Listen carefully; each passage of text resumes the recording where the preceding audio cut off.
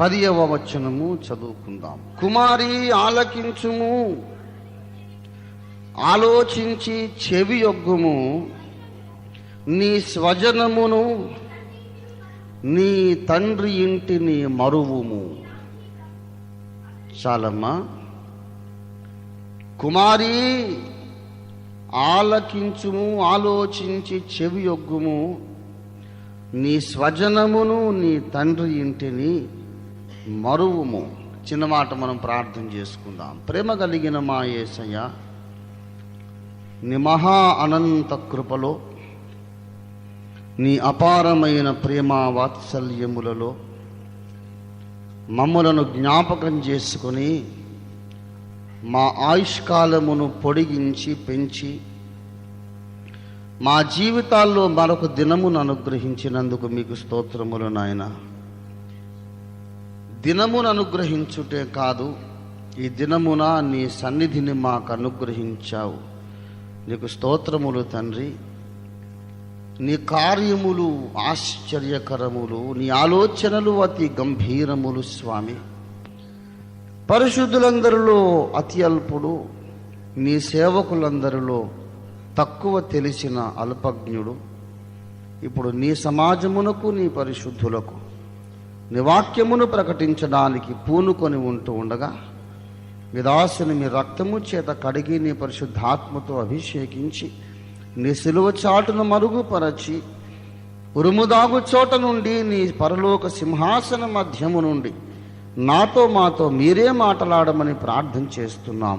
ఈ ప్రసంగ వేదిక మీద ఈ కొద్దిసేపు రూపాంతర కొండ శిఖరము మీద వలె యేసుగాక మరెవ్వరూ కనబడకుండా చేయండి నాయన.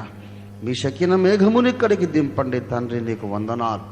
నాతో మాతో మాట్లాడమని మీరు మాట్లాడుచుండగా నీ ధర్మశాస్త్రములు ఆశ్చర్యమైన సంగతులు చూచుటకు మా కన్నులు తెరవమని యేసు అద్భుత నామమున వేడుచున్నాం తండ్రి. ఆమేన్, ఆమేన్, ఆమేన్. ప్రభునందు నాకు అత్యంత ప్రియులారా, కుమారి ఆలకించుము, ఆలోచించి చెవియొగ్గుము, నీ స్వజనమును నీ తండ్రి ఇంటిని మరువుము. ప్రభునందు నాకు అత్యంత ప్రియులారా,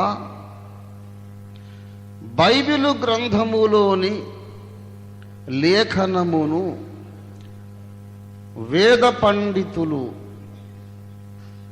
పలు విభాగములుగా వేరువేరు వర్గములకు చెందిన లేఖనముగా విభజించారు. ప్రియులారా, వేద పండితులు అన్నాను. అసలు వేద పండితులు అనే మాట మనం వాడొచ్చా? ఇక ధర్మ సంకటాలు, ధర్మ సందేహాలు ప్రారంభమై పిడకల వేట కూడా ప్రారంభమవుతుంది.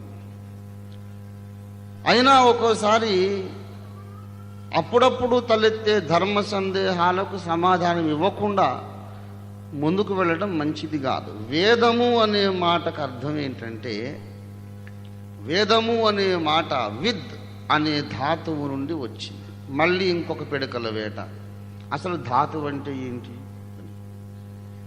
ఏమండి? వేదం అనే మాట విత్ అనే ధాతువు నుండి వచ్చిందన్నాను. అసలు ధాతువు అంటే ఏమిటి? అలాగుంటుంది. ధాతువు అనగా భౌతిక ప్రపంచములోని మూల పదార్థములు అని అర్థం. భాస్వరము, గంధకము ఇలాంటి మూల పదార్థములు, ధాతువులు ఉన్నవి. అలాగే భాషలో కొన్ని ధాతువులు ఏమండి, ఆ ధాతువులో నుండి ఎన్నో పదములు పుడతాయి. భాషలో కొన్ని మౌలిక శబ్దములు ఉన్నవి, వాటిని ధాతువులని అంటారు. ఆ మౌలిక శబ్దముల నుండి పదములు ఉత్పత్తి అవుతాయి. పదముల వ్యుత్పత్తి చెప్పుకునేటప్పుడు ధాతువుల గురించి చెప్పుకుంటాం. విత్ అనే మాట నుండి వేదము, విద్య, విదితము నివేదన, నివేదిక ఇలాంటి మాటలు, విదుడు, విదురుడు అనే మాటలు వచ్చాయి. విత్ అనేది జ్ఞానమునకు సంబంధించిన ధాతువు. విత్ అంటే జ్ఞానమునకు సంబంధించిన సకల పదాలు అక్కడి నుంచి పుట్టినాయి అన్నమాట. విదుడు, విదురుడు అంటే బాగా తెలిసినవాడు, విషయం తెలిసినవాడని అర్థం. విదితము అంటే తెలిసినది అని అర్థం. ఓఫీర్ గారు క్లుప్త ప్రసంగం అన్నప్పుడు 3 గంటలైనా ముగించడు అనేది మనకు విదితమే. అంటే విదితం అనే మాట యొక్క యూసేజ్ చెప్తున్నా. క్లుప్తముగా ప్రసంగిస్తాను అన్నాడంటే ఇప్పట్లో వదలడనేది మనకు విదితమే అండి. మరి విదితం అంటే తెలిసిన విషయము.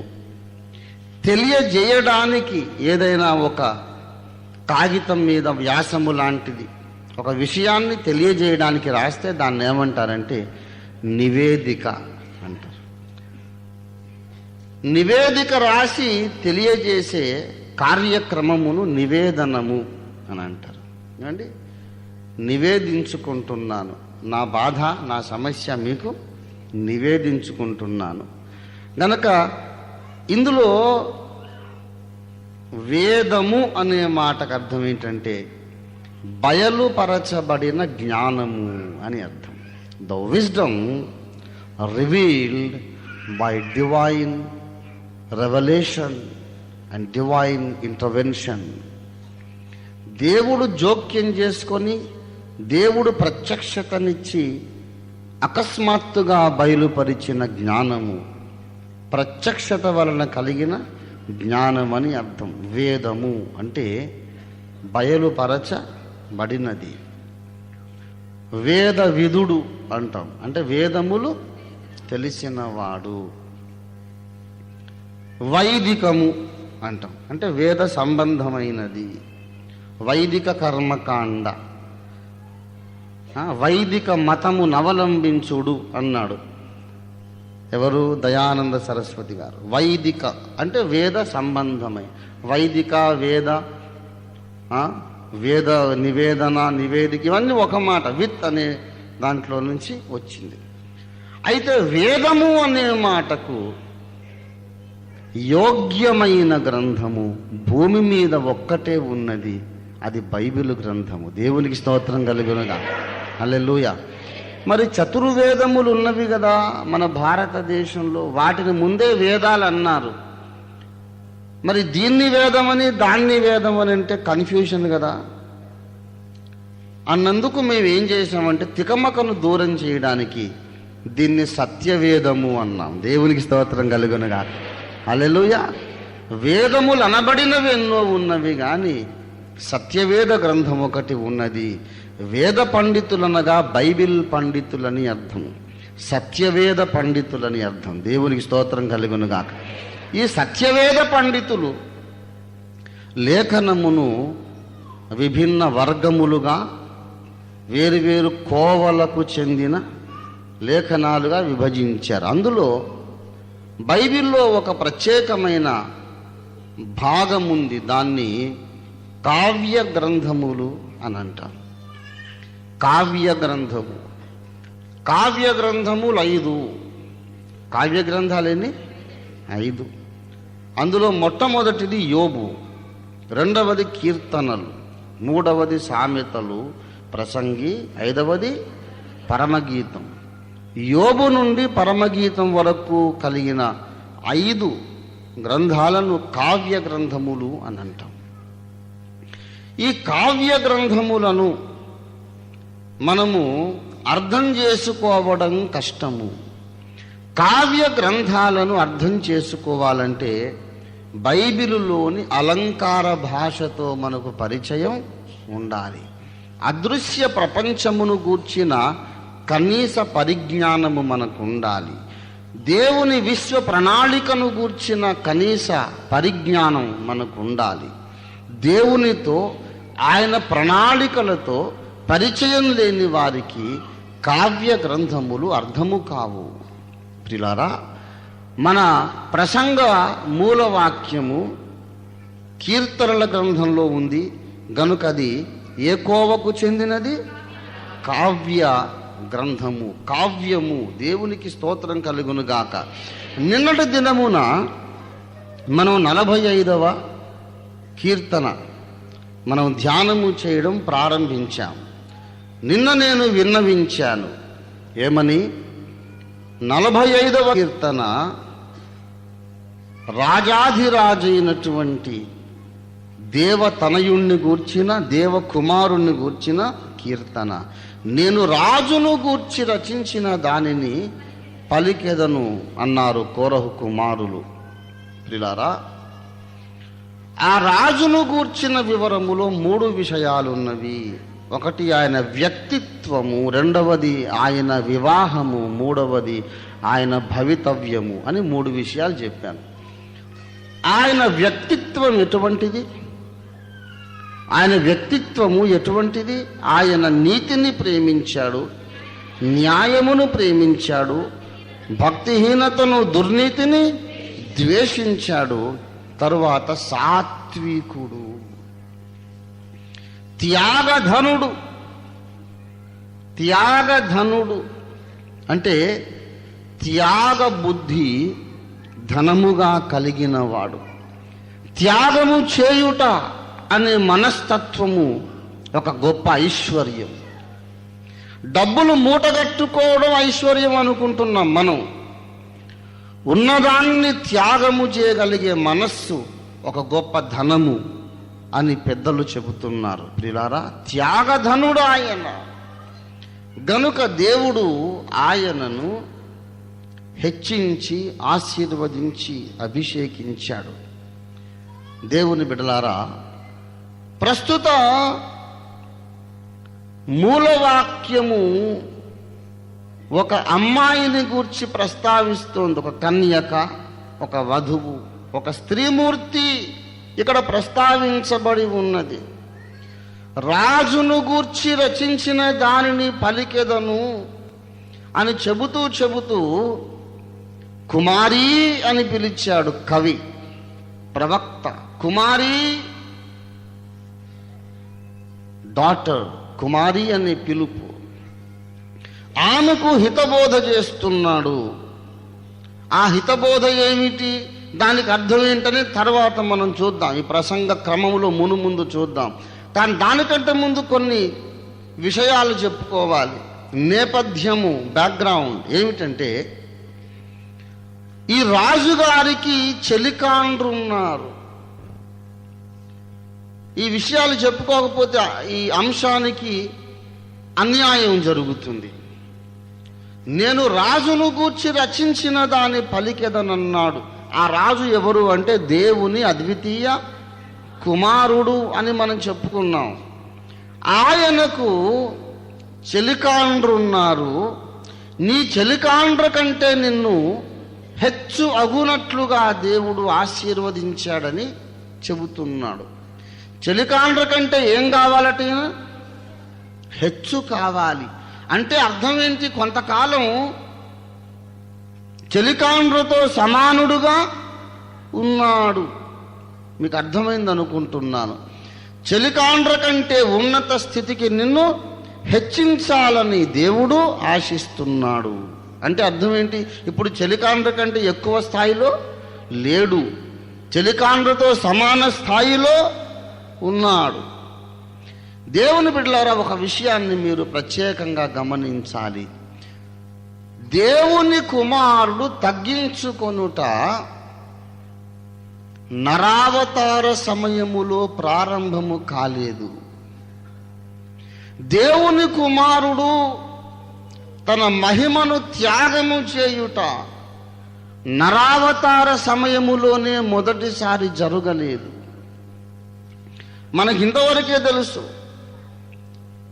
ఆయన దేవుడై ఉన్నాడు, దేవునితో సమానముగా ఉన్నాడు. అక్కడ నుండి మరియ గర్భంలోకి వచ్చాడు. ఇదే మన యొక్క కాన్సెప్ట్. దేవుడు, దేవుని కుమారుడు ఆ సింహాసనము నుండి డైరెక్ట్గా బెత్లెహేముకు వచ్చాడు. అది మన ఉద్దేశ్యం. అది మనకు తెలిసిన చరిత్ర. కానీ తెలియని చరిత్ర ఒకటి ఉంది. అదేమిటంటే ఆయన భూమి మీదికి రాకముందు కూడా పరలోకంలో త్యాగమూర్తిగానే ప్రఖ్యాతిగాంచాడు. పరలోకంలో కూడా ఆయన త్యాగధనుడే. ఆయన తండ్రి అయిన దేవుని నుండి వెలువడి బయటికి వచ్చి సకల సృష్టిజాలమును సృష్టించి సమీపించరాని తేజస్సులో తండ్రితో పాటు ఒకడుగా ఏకముగా ఉండి అక్కడ నుండి తగ్గించుకున్నాడు. ఒక విషయం మీకు జ్ఞాపకానికి తీసుకొస్తాను, మళ్ళీ అంశంలోకి వద్దాం. యేసు జన్మమును గూర్చి యెషయా ప్రవచనం ఏంటో గుర్తున్న వాళ్ళు చెప్పండి. ఇదిగో కన్యక గర్భవతి అయి కుమారుని కనును, అతనికి ఇమ్మానుయేల్ అని పేరు పెట్టబడును. మరియకు గబ్రియేలు దర్శనమిచ్చినప్పుడు ఏమని పేరు పెట్టమన్నాడు? యేసయ్యకు ఇమ్మానుయేల్ అనే పేరు పెట్టారా? ఇది చాలా పెద్ద అభ్యంతరం. అసలు యెషయా ఏం రాయాలంటే, ఇదిగో కన్యక గర్భవతి అయి కుమారుని కనును, ఆయనకు యేసను పేరు పెట్టబడును అనాలి. లేదా ఇమ్మానుయేల్ అనే పేరు పెట్టు అని గబ్రియేలైన మరియమ్మకు చెప్పాలి. ఇమ్మానుయేలను పేరు పెట్టబడును అని చెప్పి వేరొక పేరు పెట్టారు. కారణం ఏంటి? యెషయా ప్రవచనము నెరవేరిందా నెరవేరలేదా? మరి ఏది ఇమ్మానుయేల్ అనే పేరు ఎందుకు పెట్టలేదు? మరి గబ్రియేలు మర్చిపోయి ఉంటాడండి, అవునా? ప్రధాన దూతలలో ఒకడు గబ్రియేలు మర్చిపోతాడా? దేవుడు పొరపాటు చేస్తాడా? చెయ్యడు కదా. దేవుడు పొరపాటు చేస్తాడండి? ఎన్నడూ చేయడు. మరి ఇమ్మానుయేల్ అని పేరు పెట్టి ఇక్కడేమో యేసు అని పేరు పెట్టాడు. కారణం ఏంటి? మీకు ఒక విషయం మళ్ళీ దీనికి సంబంధించిన సంగతి జ్ఞాపకానికి తీసుకొస్తాను. పేతురు యోహానులు సువార్త ధైర్యంగా ప్రకటించారు. అపొస్తలుల కార్యాలు 4:12లో ఏమన్నారు? చదవండి.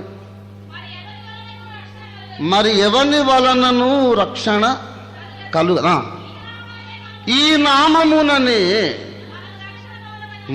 మనము రక్షణ పొందాలి.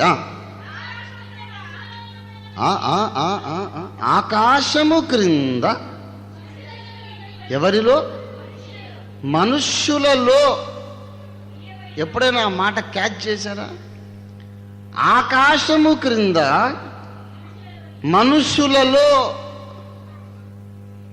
మనుష్యులలో ఇయ్యబడిన నామము. మనుషులలో ఈయనకు ఒక నామం ఇవ్వబడితే మరి దూతలలో ఒక నామం ఇవ్వబడి ఉండాలి. మనుషులలోకి వచ్చాక మానవ నామధేయము యేసు. మనుషుల్లోకి రాకముందు పరలోకంలో ఆయనకున్న నామధేయము ఇమ్మానుయేల్ అని నేను చెప్పను, అనంత కోటి నామములున్నవి. యేసయ్యను అర్థం చేసుకోవడానికి నేను ప్రయత్నించండి. ఆ కాన్సెప్ట్ అంతా బుర్రలోకి తీసుకోవడానికి ట్రై చేస్తే నాకు నిజంగా భయం వేసింది. ఈ బుర్ర భళ్ళున పేలిపోద్దేమోనని భయం వేసి, తండ్రి నాకు చేత కాదు, మహిమ శరీరం వచ్చాక పరలోకానికి వచ్చాక ఈ మహిమంతా చూస్తాను, కానీ నా వల్ల కాదని నేను ప్రార్థించాల్సి వచ్చింది. చాలాసార్లు ఏం జరుగుతుందంటే భక్తి జీవితంలో ఒక ఐరనీ, దేవా నాతో మాట్లాడుమని ప్రార్థన చేస్తాం. మాట్లాడడం మొదలుపెట్టాక తట్టుకోలేను, ఇప్పుడే వద్దు, మానే ఇంకా చాలు ప్రభువా అంటాం మళ్ళీ మనమే. దేవా నాకు కనబడుము అని అడుగుతావు. ఆయన కనబడితే ప్రభువా నేను ఇంత వెలుగు చూడలేను అంటాం. అది మన బలహీనత. ఆయన అనంతుడు, అంతము లేనివాడు, పరిమితి లేనివాడు. It is impossible to totally comprehend God and the son of God. ఆయనకి ఎన్నో నామములు ఉన్నవి. యెహోవా బాహువు, యెహోవా వాక్యము, ఆయన యెహోవా హస్తము, యెహోవా స్వరము, ప్రధాన శిల్పి,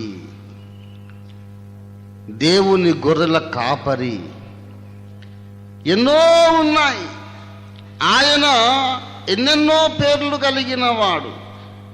అయితే అన్ని పేర్లు కలిపి దేవదూతలు ఆయనకు ఒక పేరు పెట్టుకున్నారు. ఏమిటంటే, మనుషుల్లోకి వచ్చాడుగా, అదిగో యేసుబాబు, యేసు అని చెప్పుకున్నట్లు ఆ పరలోక పరిశుద్ధుల సమాజములో, దేవదూతల సమాజం మధ్యలో యేసయ్యకు పేరు పెట్టుకున్నారు. ఈయన మనకు తోడై ఉన్న దేవుడు అని. దేవునికి స్తోత్రం కలుగును గాక. He is God with us. He is God with us. మనకు తోడై ఉన్న దేవుడు. దేవుడు 2 అంతస్తులలో ఉన్నాడు. బాగా వినండి దయచేసి. దేవుడు 2 అంతస్తులలో ఉన్నాడు. మనము అందుకోలేని అంతస్తు ఒకటి, అది సమీపించరాని తేజస్సు. మనము అందుకోలేని అంతస్తు, అక్కడికి ఎవడు వెళ్ళలేడండి. కెరూబు వెళ్ళలేడు, సెరాఫు వెళ్ళలేడు, ఎవడు వెళ్ళలేడు. సమీపించరాని తేజస్సులో ఆయన మాత్రమే వసించుచు అమరత్వము కలిగి ఉన్నాడు. దేవదూతలకైనా అగోచరము, దురవగాహము అంటే అవగాహన కానిది, అర్థము కానిది, అన్అప్రోచబుల్ గ్లోరీ. ఇక అది ఆశ వదులుకోవాల్సిందే. ఆయన్ని మనం ఆ మహిమలో పోయి చూడలేము, తెలుసుకోలేము. మనము తెలుసుకోవడానికి దీపపు ఒత్తిని మనం తగ్గించినట్లు, దీపం ఒత్తి తగ్గిస్తే వెలుగు తగ్గుతుంది. అలాగ అనంత మహిమను ఆయన తగ్గించుకొని తాను సృష్టించిన ప్రాణికోటికి అందుబాటులోకి వస్తాడు. ఇది 2వ అంతస్తు. ఈ 2వ అంతస్తుకి ఇమ్మానుయేలు అని పేరు. దేవునికి స్తోత్రం కలుగును గాక. సమీపించరాని తేజస్సులో ఉన్న దేవుడు మానవుడు తాకగలిగిన స్థితికి రావడం ఇమ్మానుయేలు అనే మెట్టు. దేవునికి స్తోత్రం కలుగును గాక. హల్లెలూయా. ఏమండి, యోహాను పోయి ఆయన రొమ్మున తలవాల్చాడు. ఎన్ని గుండెలండి. శరాఫులేమో ఆయన్ని చూడలేక 2 రెక్కలతో కళ్ళు ముఖం కప్పుకున్నారు, 2 రెక్కలతో కాళ్ళు కప్పుకున్నారు, 2 రెక్కలతో ఎగురుతున్నారు. దేవదూతలే, మహాదూతలే చూడలేని మహిమ రూపిణి.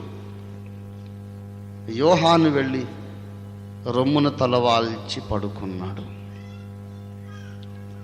పాపాత్మురాలై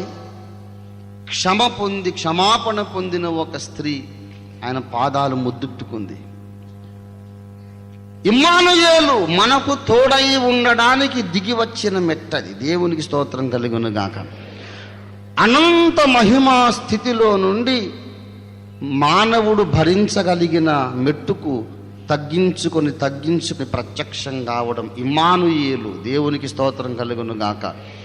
అయితే ఒక రహస్యం ఏంటంటే, మానవులతో ఉండడానికి తాను తగ్గించుకోకముందు దేవదూతలలో ఒకడుగా కలిసిపోవడానికి ఆయన తగ్గించుకున్నాడు. అవతారం అనేది అక్కడ స్టార్ట్ అయింది. అంటే కిందికి, తారము అంటే తరించుట, దాటి వచ్చుట. అవతారం అంటే కిందికి దాటి వచ్చుట, మెట్లు దిగి వచ్చుట. అవతారం అంటే అర్థం అది. అవమానము అంటే తక్కువ స్థాయికి చెందిన వాడుగా ఎంచబడుట. అవమానం అంటే తక్కువ స్థాయిలో ఉన్నవాడిగా ఎంచబడుట, అంటే ఇన్సల్ట్ అయిపోయిందని. అవమానం. అలాగే అవతారం అంటే కిందికి వచ్చుట, కిందికి వచ్చుట, అవతరించుట, మహిమ నుండి కిందికి వచ్చుట. ఎక్కడ స్టార్ట్ అయిందంటే అసలు భూమి అనే గ్రహము లేకముందే ప్రారంభమైంది. భూలోకం లేదప్పుడు, ఈ గ్రహం లేదండి. మనము కూర్చున్న ఈ మట్టిగడ్డ భూమి అనేది లేదు. ఈ భూమి లేకముందే పరలోకం ఉంది. భూమి పుట్టకముందే దేవదూతలు ఉన్నారు. ఎందుకంటే యోబు గ్రంథము 38:7 చెబుతాడు, నేను భూమికి పునాది వేసినప్పుడు యోబు నీవెక్కడ ఉన్నావు? దేవ కుమారులందరూ ఏకముగా కూడి పాడినప్పుడు, దేవ కుమారులందరూ ఆనందించి జయ జయ ధ్వనులు చేసినప్పుడు, దేని మూలరాతిని? భూమి యొక్క మూలరాతిని. ఈ భూమికి దేవుడు ఫౌండేషన్ వేసినప్పుడు ఆ శంకుస్థాపన కార్యక్రమానికి ఎవరు వచ్చారంటే దేవకుమారులందరూ వచ్చారు. మన ముఖ్యమంత్రులు ప్రాజెక్టులకు శంకుస్థాపన చేస్తుంటారు. అది పెద్ద పండగ, సెలబ్రేషన్. అలాగే ఒక నూతనమైన ప్రాజెక్టుకు తండ్రి అయిన దేవుడు శంకుస్థాపన చేశాడు. భూమి అనే కొత్త గ్రహాన్ని నిర్మాణం చేద్దాం. ఆ శంకుస్థాపన కార్యక్రమానికి ఎవరు వచ్చారు? ఉదయ నక్షత్రములు వచ్చారు, దేవ కుమారులు వచ్చారు. అంటే భూమి సృజింపబడ్డాక లక్షల సంవత్సరాలు కాలము గడిచాక అప్పుడు భూమి మీద ఏదో ఒక ప్రళయం వచ్చింది, సర్వనాశనం అయిపోయింది. ఆ తరువాత మళ్ళీ దేవుడు సృష్టి చేశాడు. ఆదాము హవ్వల చరిత్ర అక్కడ ప్రారంభమైంది. ఇన్ని లక్షల సంవత్సరాలు. అయ్యో, భూమి లేకముందు ఆదాము లేడు, హవ్వ లేదు, ప్రళయం రాలేదు, అంతకుముందున్న సృష్టి లేదు, అసలు భూగ్రహమే లేకముందు ఎవరున్నారు? ఉదయ నక్షత్రములు ఉన్నారు, దైవ కుమారులు ఉన్నారు. ఒక మాట మిమ్మల్ని అడుగుతున్నాను, దైవ కుమారుల మధ్యలో ఇమ్మానుయేలు లేడా? ఉండడా?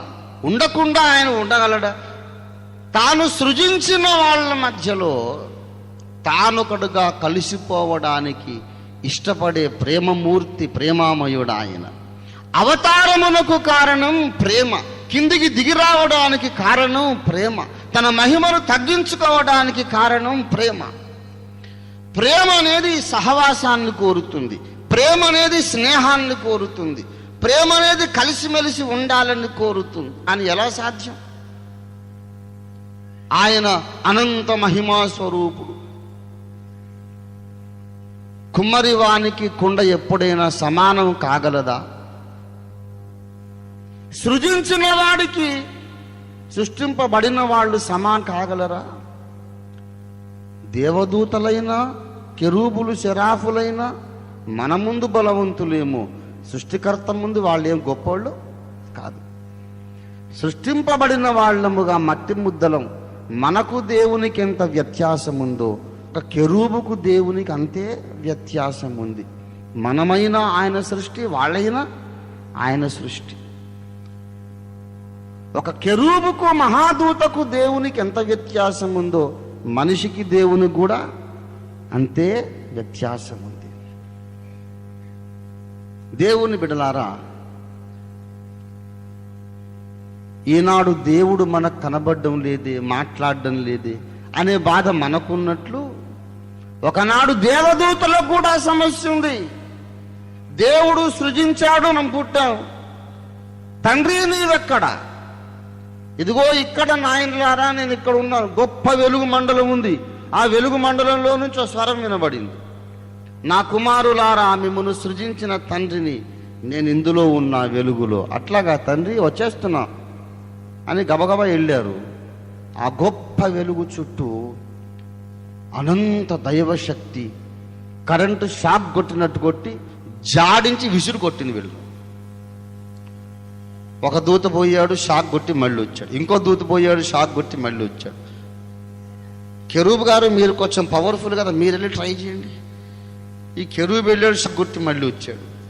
అప్పుడు వీళ్ళందరూ ఆ మండలానికి ఒక పేరు పెట్టారు, అది సమీపించరాని తేజస్సు. తండ్రి, నీవు మమ్మల్ని సృజించావు, మరి నిన్ను మేము చూడకపోతే ఎలాగా? అప్పుడు తండ్రి అన్నాడు, బాబు మీతో కలిసి ఉండాలని నాకు కూడా ఆశ ఉంది. దానికి ఒకటే పరిష్కారము, నాలోని ఒక భాగము నా కుమారుడు జన్మించాడు, అతడు బయటకు వస్తాడు. ఇదిగో ఆ సమీపించరాని తేజస్సు నుండి బయటికి వచ్చి దూతల్లో ఒకడుగా కలిసిపోయాడు దేవకుమారుడు. దేవునికి స్తోత్రం కలుగును గాక.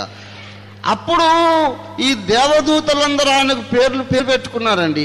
ఇతడు మనకు తోడై ఉన్న దేవుడు. ఈ దేవదూతలతో భుజాలు రాసుకొని రుద్దుకొని తిరుగుతాడు, భుజం మీద చెయ్యేస్తాడు, తమ్ముడు అంటాడు, ముద్దు పెట్టుకుంటాడు, కౌగలించుకుంటాడు.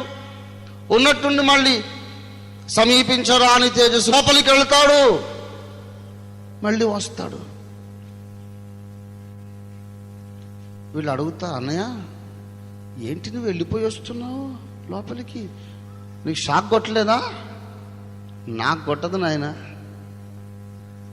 తండ్రి చెప్పాడు, ఆయనకు షాక్ కొట్టడం ఏంటి, నేనే అతడు, నేనే అతడు, నేనే ఆయన. ఓహో, ఈ మాయ ఏంటో మనకు అర్థం కాదులే. మొత్తం మీద దేవుల్లోని ఒక భాగం మన మధ్యలోకి వచ్చింది, మనకంతే చాలని ఆయనకు ఇమ్మానుయేలు అని పేరు పెట్టాడు. అపొస్తలుల కార్యములు 4:12 మనుషులలో ఇయ్యబడిన నామం అని రాయబడి ఉంది. అలాగే దేవదూతలలో కూడా ఆయనకు ఒక నామము ఇవ్వబడింది. దయచేసి యోబు గ్రంథం 33వ అధ్యాయము, యోబు 33వ అధ్యాయం 23వ వచనం దయచేసి చదివి సహాయం చేయండి. వేలాది దూతలలో ఘనుడగు ఒకడు వానికి, వేలాది దూతలలో ఘనుడగు ఒకడు. దేవునికి స్తోత్రం కలుగును గాక. లెక్కించలేనంత మంది దూతలున్నారు, వాళ్ళలో ఘనత వహించిన ఒకడున్నాడు. వాళ్ళలో కలిసిమెలిసిపోయాడండి. యేసుక్రీస్తు ప్రభువు వారు దేవుని కుమారుడు, వాళ్ళు కూడా కుమారులే. దైవ కుమారులందరూ యెహోవా సన్నిధిలో నిలవడానికి వచ్చిన దినమొకటి తటస్థింపగా వాళ్ళు కుమారులే, ఈయన కుమారుడే. అక్కడొచ్చింది అసూయ. మీకు ఒక విషయం చెబుతాను, పాపము చెయ్యని వాళ్ళలో కూడా అసూయ ఉంటుంది. అసూయ కలిగిన వాళ్ళను కూడా పరిశుద్ధులనే దేవుడు పిలుస్తాడు. ఇదొక మర్మం. అసూయ అనేది ఉంటుందండి, పరిశుద్ధులలో అసూయ ఉంటుంది. యెహెజ్కేలు గ్రంథము 31వ అధ్యాయము 9వ వచనం, విస్తారమైన కొమ్మలతో నేను దానిని శృంగారించినందున దేవుని వనమైన ఏదెనులో ఉన్న వృక్షములన్నీ దాని సొగసును చూచి అసూయపడెను. ఎవరిని గురించి చెబుతున్నాడంటే లూసిఫరు పతనమును గూర్చి చెబుతున్నాడు. ఏమండి, సాతాను ఒక ముఖ్య కెరూబు మహాదూత ఎలాగూ సైతానైపోయాడో, దేవుడు సృష్టించిన ముఖ్య దూత ఒకడు ఎలాగూ దేవ విరోధి అయిపోయాడో చెబుతున్నాడు. ఉపమాన భాషలో దేవుని తోట అయిన ఏదేను అంటే స్వర్గము, పరలోకము, మోక్షరాజ్యమని. అక్కడ ఉన్న దూతలందరూ వృక్షములట. ఈ వృక్షములందరికంటే ఎత్తుగా ఒక దేవదారు చెట్టు పెరిగిందట. జ్ఞానములో అధికుడు, అందచందాలలో అధికుడు. దేవుని బిడలారా, అందరికంటే ఎత్తైన చెట్టు ఒకడున్నాడు. వాడెవడంటే దేవదూతలందరిలోనూ అధికమైనటువంటి మహిమ కలిగిన వాడు. ఉపమానంగా చెబుతున్నాడు. ఈ లూసిఫర్ అనే వాడిని దేవుడు ఎంత ఆశీర్వదించాడు, ఎంత జ్ఞానం ఇచ్చాడు, ఎంత అందచందాలు ఇచ్చాడంటే వాడిని చూసి మిగతా దూతలందరూ ఏమయ్యారట? అసూయపడ్డారు. ఒక విచిత్రం చెబుతున్నాను, బాగా వినండి. మిగతా దూతలందరూ ఆ లూసిఫర్ను చూసి అసూయపడుతుంటే వాడేమో దేవుని అద్వితీయ కుమారుణ్ణి చూసి అసూయపడ్డాడు. అప్పటికింకా పాపము జరగలేదు. ఏమండి, అసూయ అనేది పాపము కాదు, లోపము. ఏమండి, మనము తీర్పరులము కదా. పరిశుద్ధులు దేవదూతలకు తీర్పు తీర్చాలి, లోకమును తీర్పు తీర్చాలి. మనకు సరిగా కరెక్ట్ కాన్సెప్ట్ ఉండాలి. Jealousy may lead to sin, but in it self it is not a sin. అసూయ అంటే ఏంటి? వాడికి కలిగినదేదో నాకు లేదు కదా అని బాధపడడం, అది అసూయ. బాధపడకుండా ఉండగలమా? ఒక మాట, పరిగెడుతున్నాడు ఒకడు పరుగు పందెంలో, వాడు నాకంటే ముందు పరిగెడుతున్నాడని బాధపడకుండా ఉండగలమా? అందరం పరిగెత్తాం, వాడికి ప్రైజ్ వచ్చేసి మనకు రాలేదు. ఎవడైనా పోయి కంగ్రాచ్యులేషన్స్ నువ్వు గెలిచావు అని హృదయపూర్వకంగా చెప్పగలడా? ఏడో బొమ్మ పెట్టుకొని చెప్తాడు కంగ్రాచ్యులేషన్స్, నాకే బాధ లేదండి అంటాడు ఏడు ముఖం పెట్టుకొని. మనకంటే ఒకడు బాగుంటే మనకు బాధ కాదా? అబ్బాయి నాకు అట్లాంటిది ఏం లేదంటాడు వాడు, పెద్ద వేషధారి.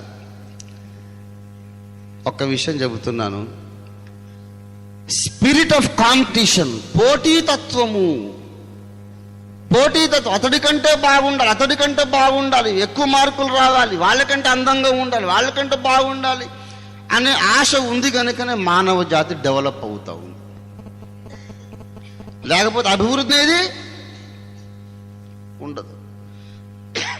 అసూయ అనేది పాపము కాదు, లోపము. లోపమును గూర్చిన వివరణ కావాలంటే మనం ఎఫెసీ 5:27లో పోవాలి. ఆయన సంఘమును ప్రేమించి అటిది కళంకమైన ముడుత అయినా అట్టిది మరి ఏదైనా లేని పరిశుద్ధమైన నిర్దోష సంఘముగా దాన్ని నిలబెట్టుకోవాలని. ప్రిలారా, రెండు ఉండొద్దు సంఘంలో, రెండు ఉండదు. ఏమేమి ఉండొద్దు? కళంకమైన ముడుత అయిన. కళంకానికి ముడతకు డిఫరెన్స్ ఏంటో చెప్పండి నాకు. కళంకము అనేది మురికి, కల్మషము, మాలిన్యం.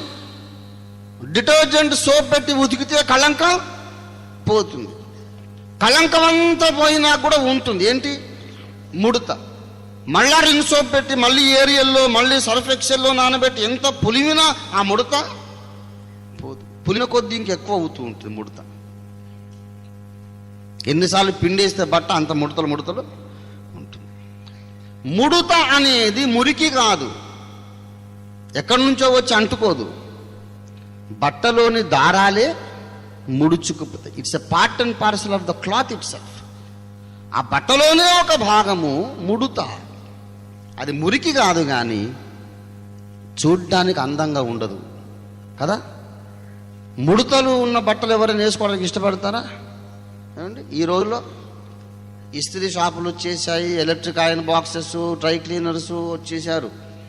పాత కాలంలో కూడా ఎలక్ట్రిక్ ఐరన్ బాక్సెస్ లేనప్పుడు కూడా, ఇస్త్రీ కొట్లు ఊరూర లేనప్పుడు కూడా చెంబి ఇస్త్రీ ఉండేది.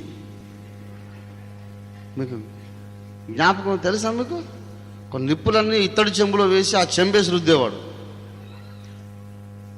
చెంబిస్త్రైనా చేసుకుంటాడు కానీ ముడతలు పడ్డ అంగి ఎందుకు? మురికుందా?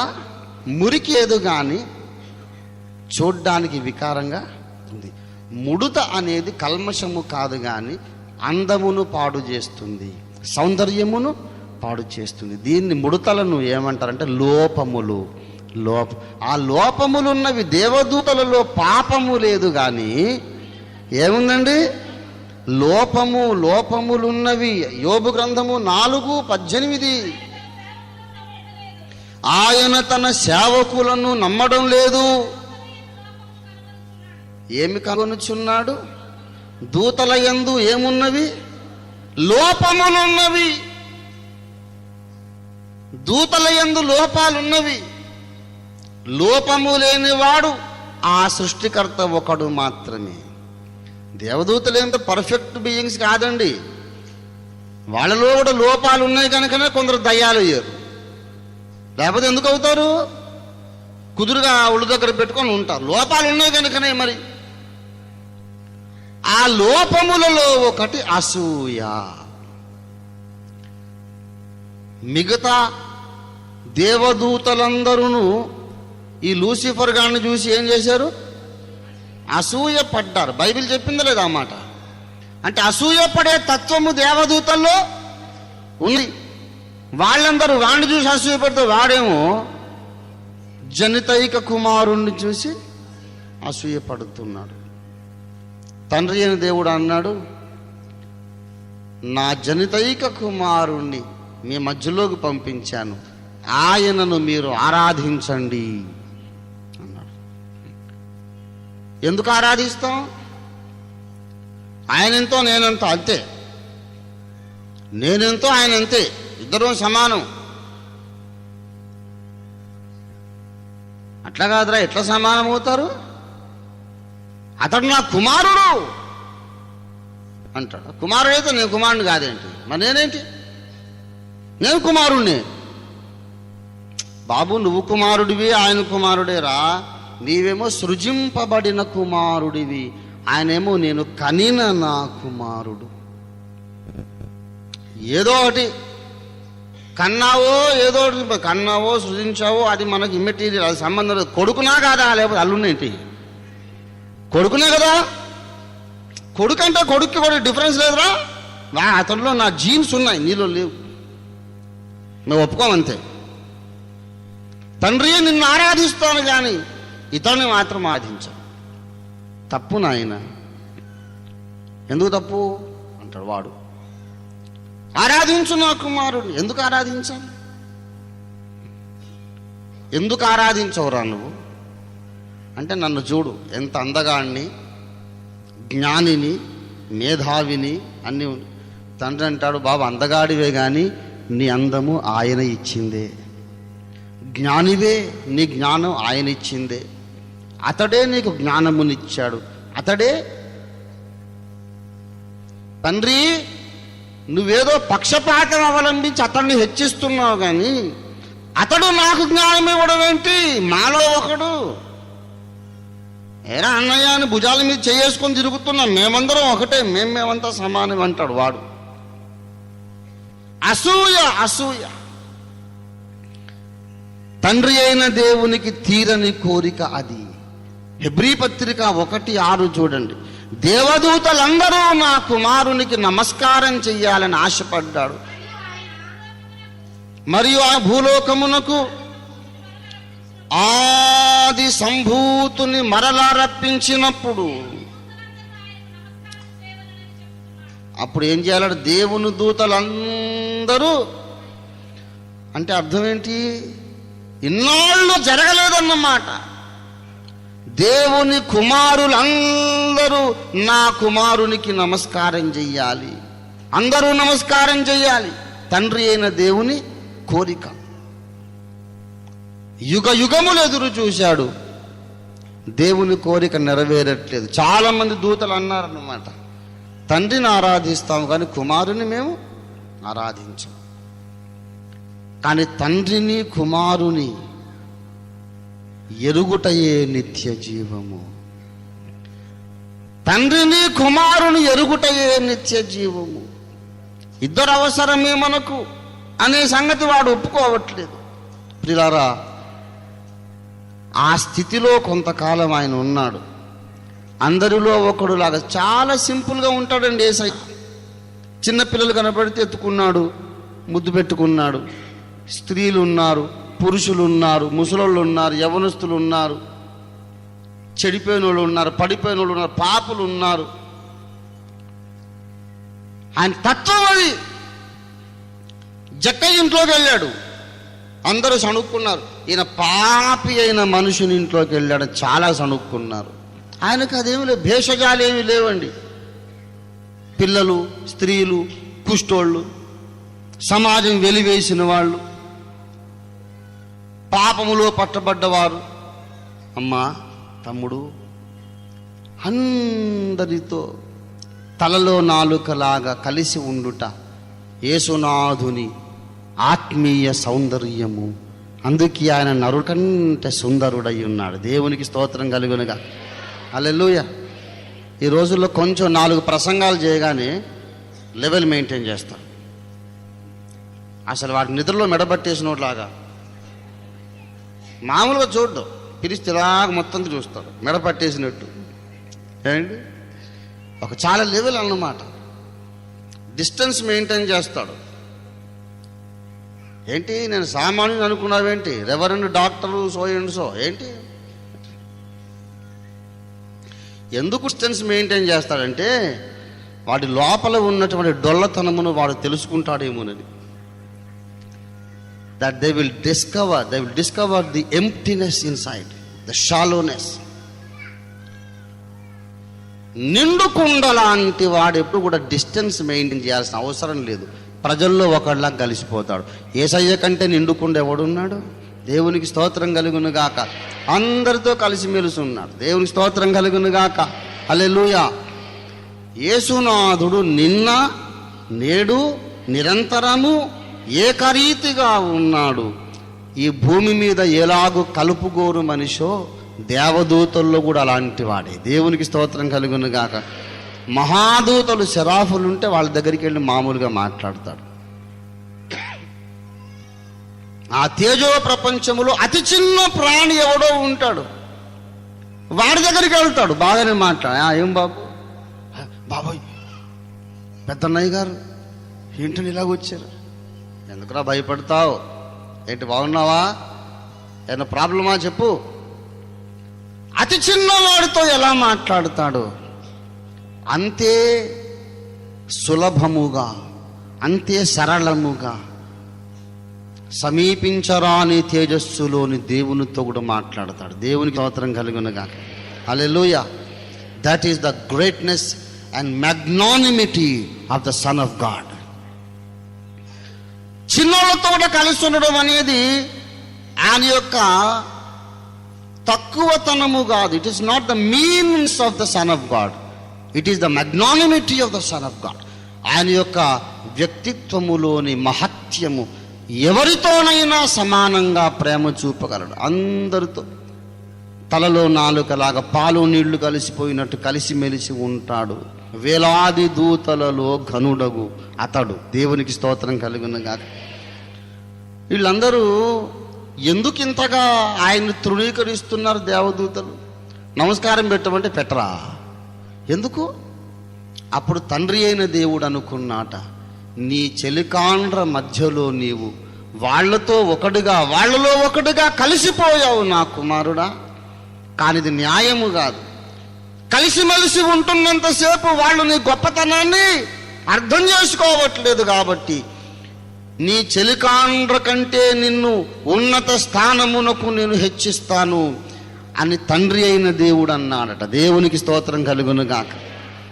నీ దేవుడు చెలికాండ్ర కంటే నీవు హెచ్చగునట్లుగా ఆనంద తైలముతో నిన్ను అభిషేకించెను అని కావ్య గ్రంథము ప్రవచిస్తోంది. దేవునికి స్తోత్రం కలుగునుగాక.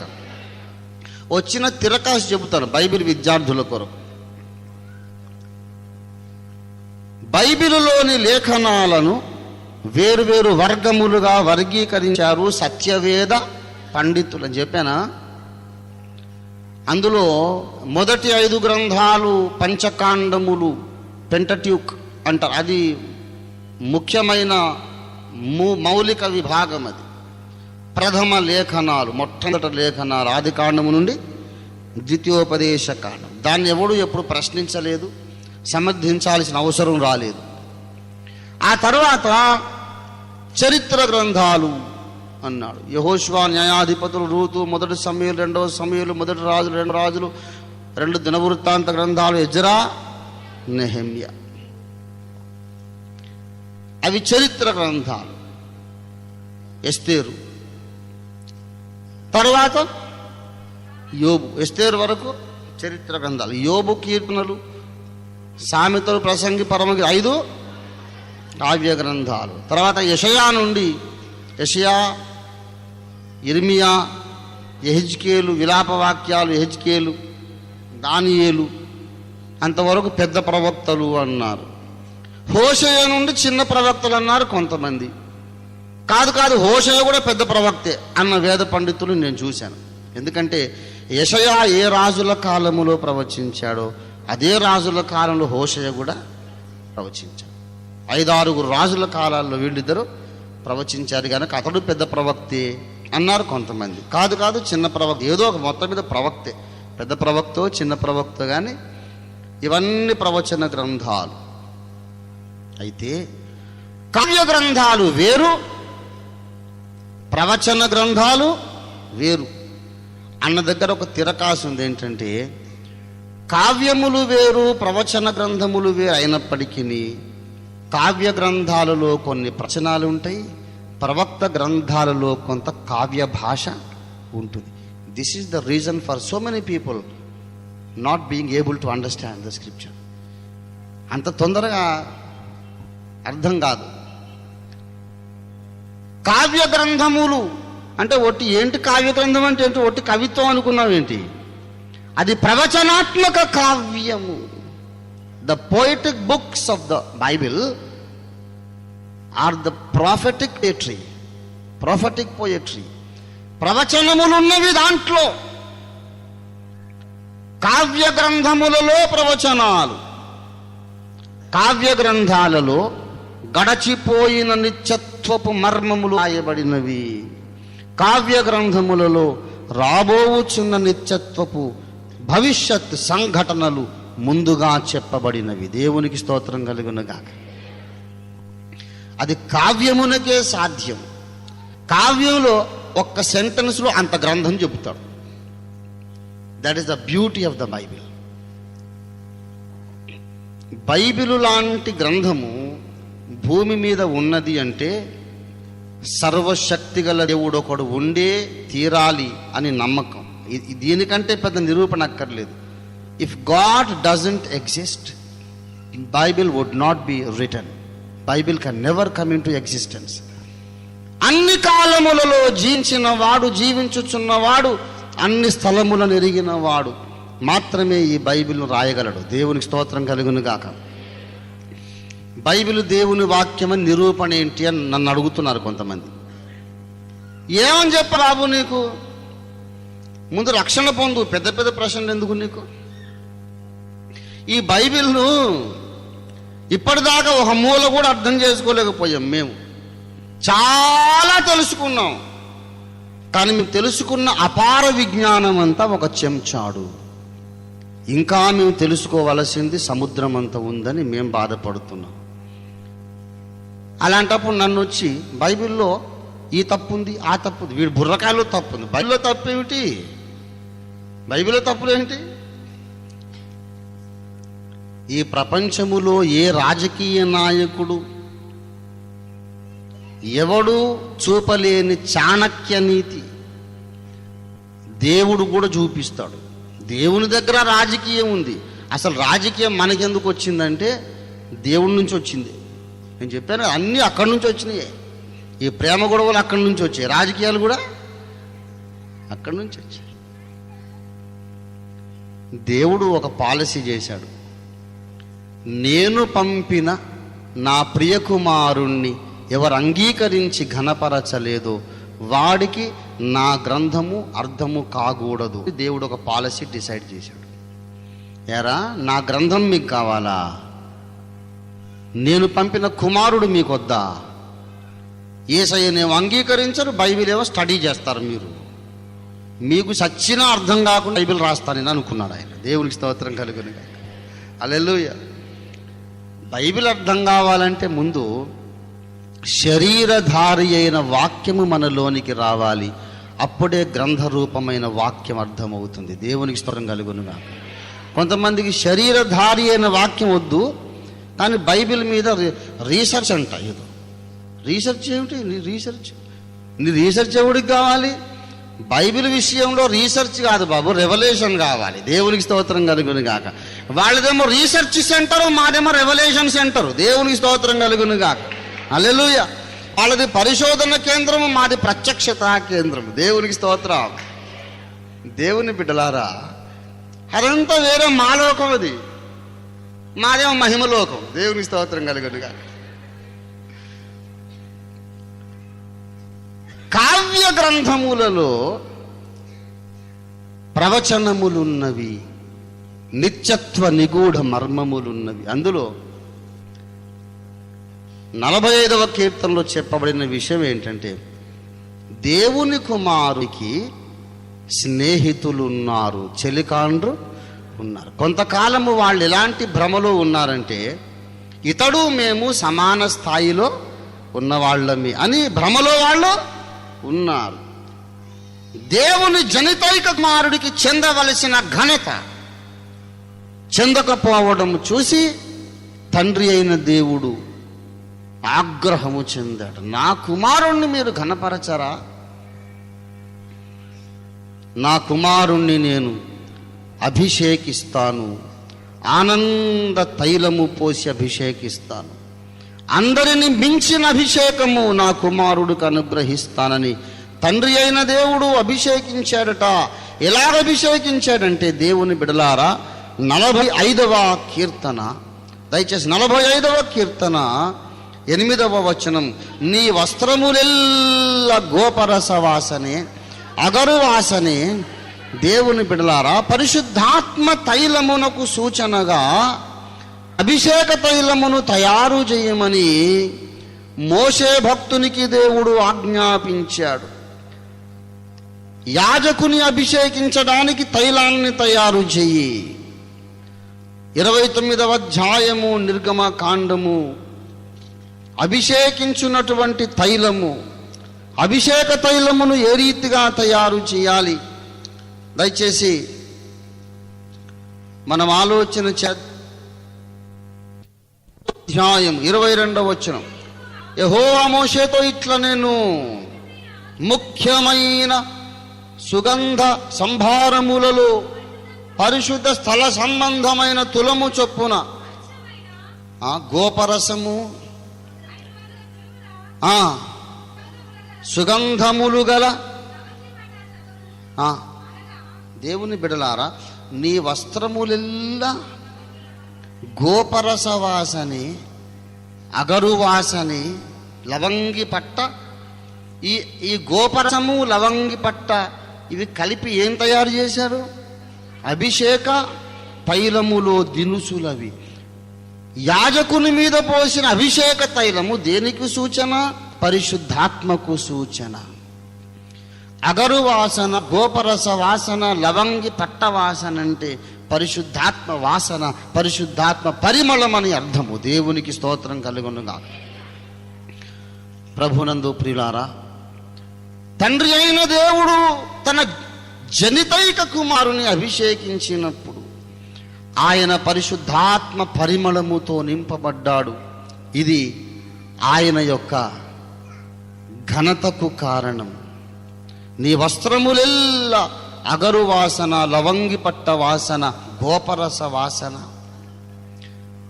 పరలోకంలో పరిమళమున్నది, సంగీతమున్నది. దంతముతో కట్టిన నగరులలో తంతి వాద్యములు నిన్ను. దేవుడు తన కుమారుణ్ణి హెచ్చించి ఒక రాచ నగరును కట్టించి అక్కడ సంగీత సేవ ఆయనకు ఏర్పాటు చేస్తున్నాడట. దేవుని బిడలారా, ఇక్కడ అసలు సంగతి వచ్చింది. 9వ వచనంలో, నీ దయనొందిన స్త్రీలలో ఆయన దయను చాలామంది స్త్రీలు పొందారట. ఈ రాజుగారి దయ ఎంతమంది స్త్రీలు పొందారు? చాలామంది స్త్రీలు. వాళ్ళందరూ కూడా మళ్ళీ సామాన్యులుగా రండోయ్, రాజకుమార్తెలు ఆయన దయ పొందారు. అంటే ఘనత వహించిన వారు.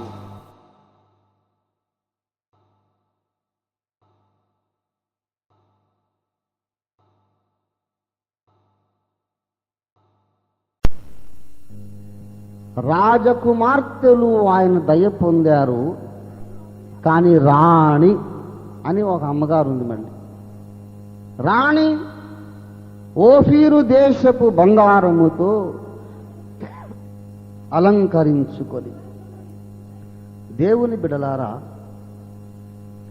దేవుడు, దేవుని కుమారుడు, ఆయన తగ్గింపు, ఇమ్మానుయేలు స్థాయి, అక్కడ నుండి మళ్ళీ దేవుడు ఆయనను హెచ్చించుట.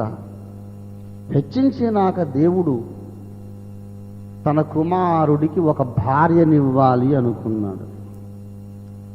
తన కుమారుడికి పెళ్లి చేయాలి అనుకున్నాడు.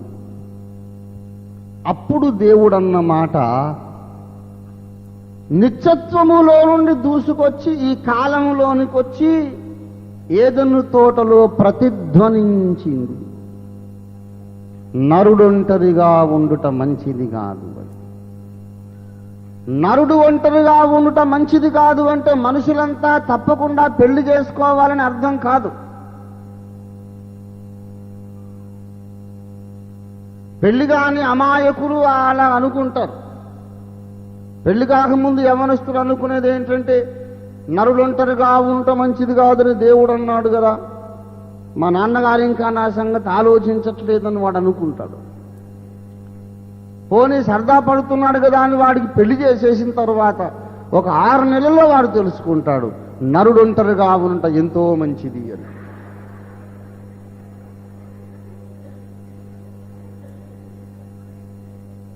అప్పుడు వాడు 1 కొరింథీ 7వ అధ్యాయంలోకి వెళ్తాడు. స్త్రీని ముట్టకొనుట ఆ పురుషునికి ఎంతో మేలు. అయ్యో, నాకు ఈ వచనం ముందు కనపడకపోయాను. వాడికి ముందు ఆ 1 కొరింథీ 7:1 చూపించినా వాడు వినడు. తప్పు తప్పు. ఆదికాండం 1:18 నా మూల వాక్యము, నా పునాది వాక్యము. ఏంటి? నరుడు ఒంటరిగా ఉండుట మంచిది కాదు. ఒంటరిగా ఉండటమే చాలా మంచిదనే జ్ఞానోదయం కలగాలంటే వాడు కొంతకాలం జంటగా ఉండాల్సిందే. అప్పుడు వాడి జ్ఞానోదయం కలుగుతుంది. చాలామంది అనుకుంటున్నారు పెళ్లి చేసుకుంటేనే గొప్ప అని. పెళ్లి చేసుకుంటే ఏం గొప్ప? పెళ్లి కాకుండా ఉన్నందుకే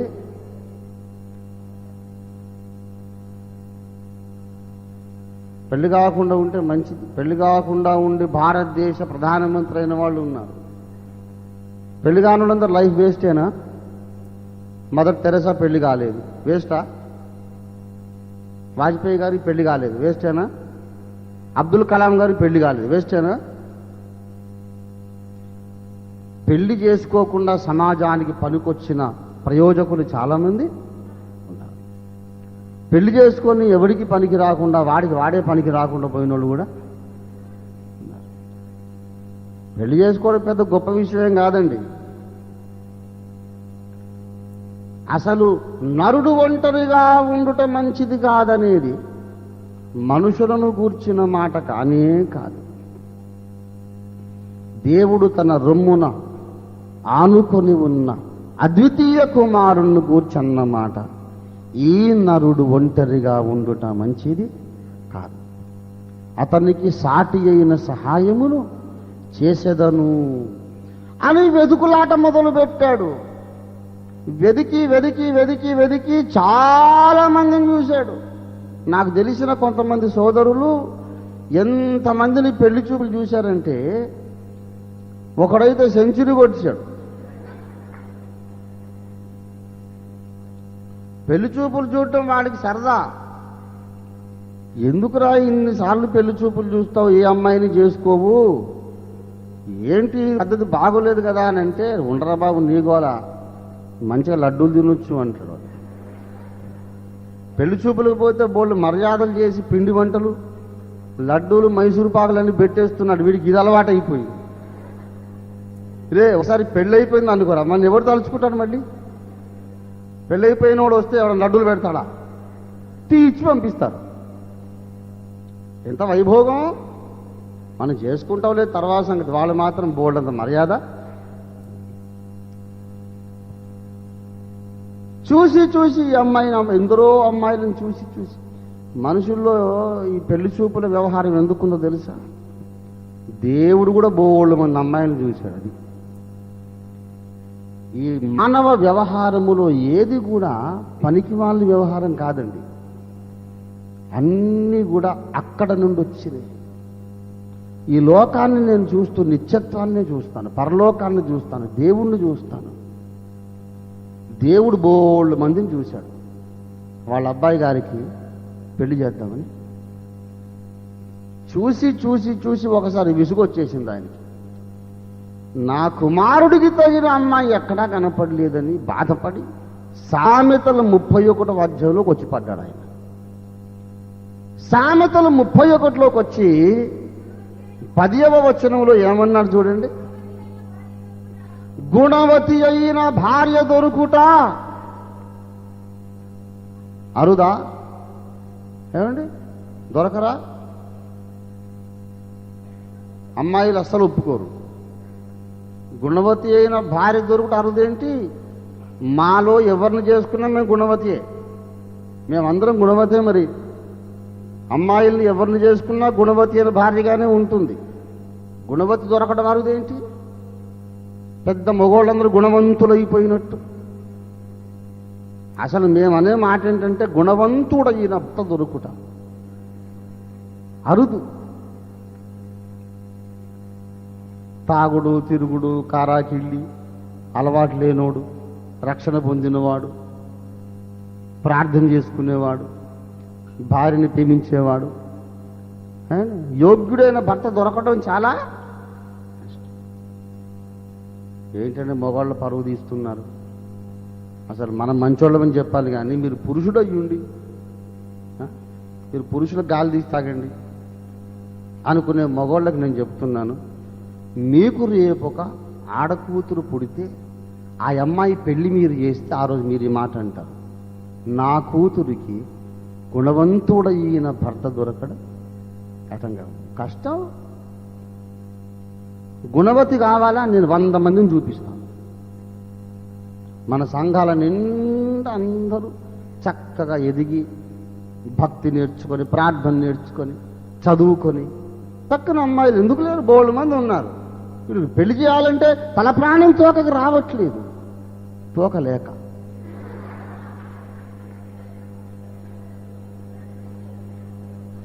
ఉంటే వచ్చేదే.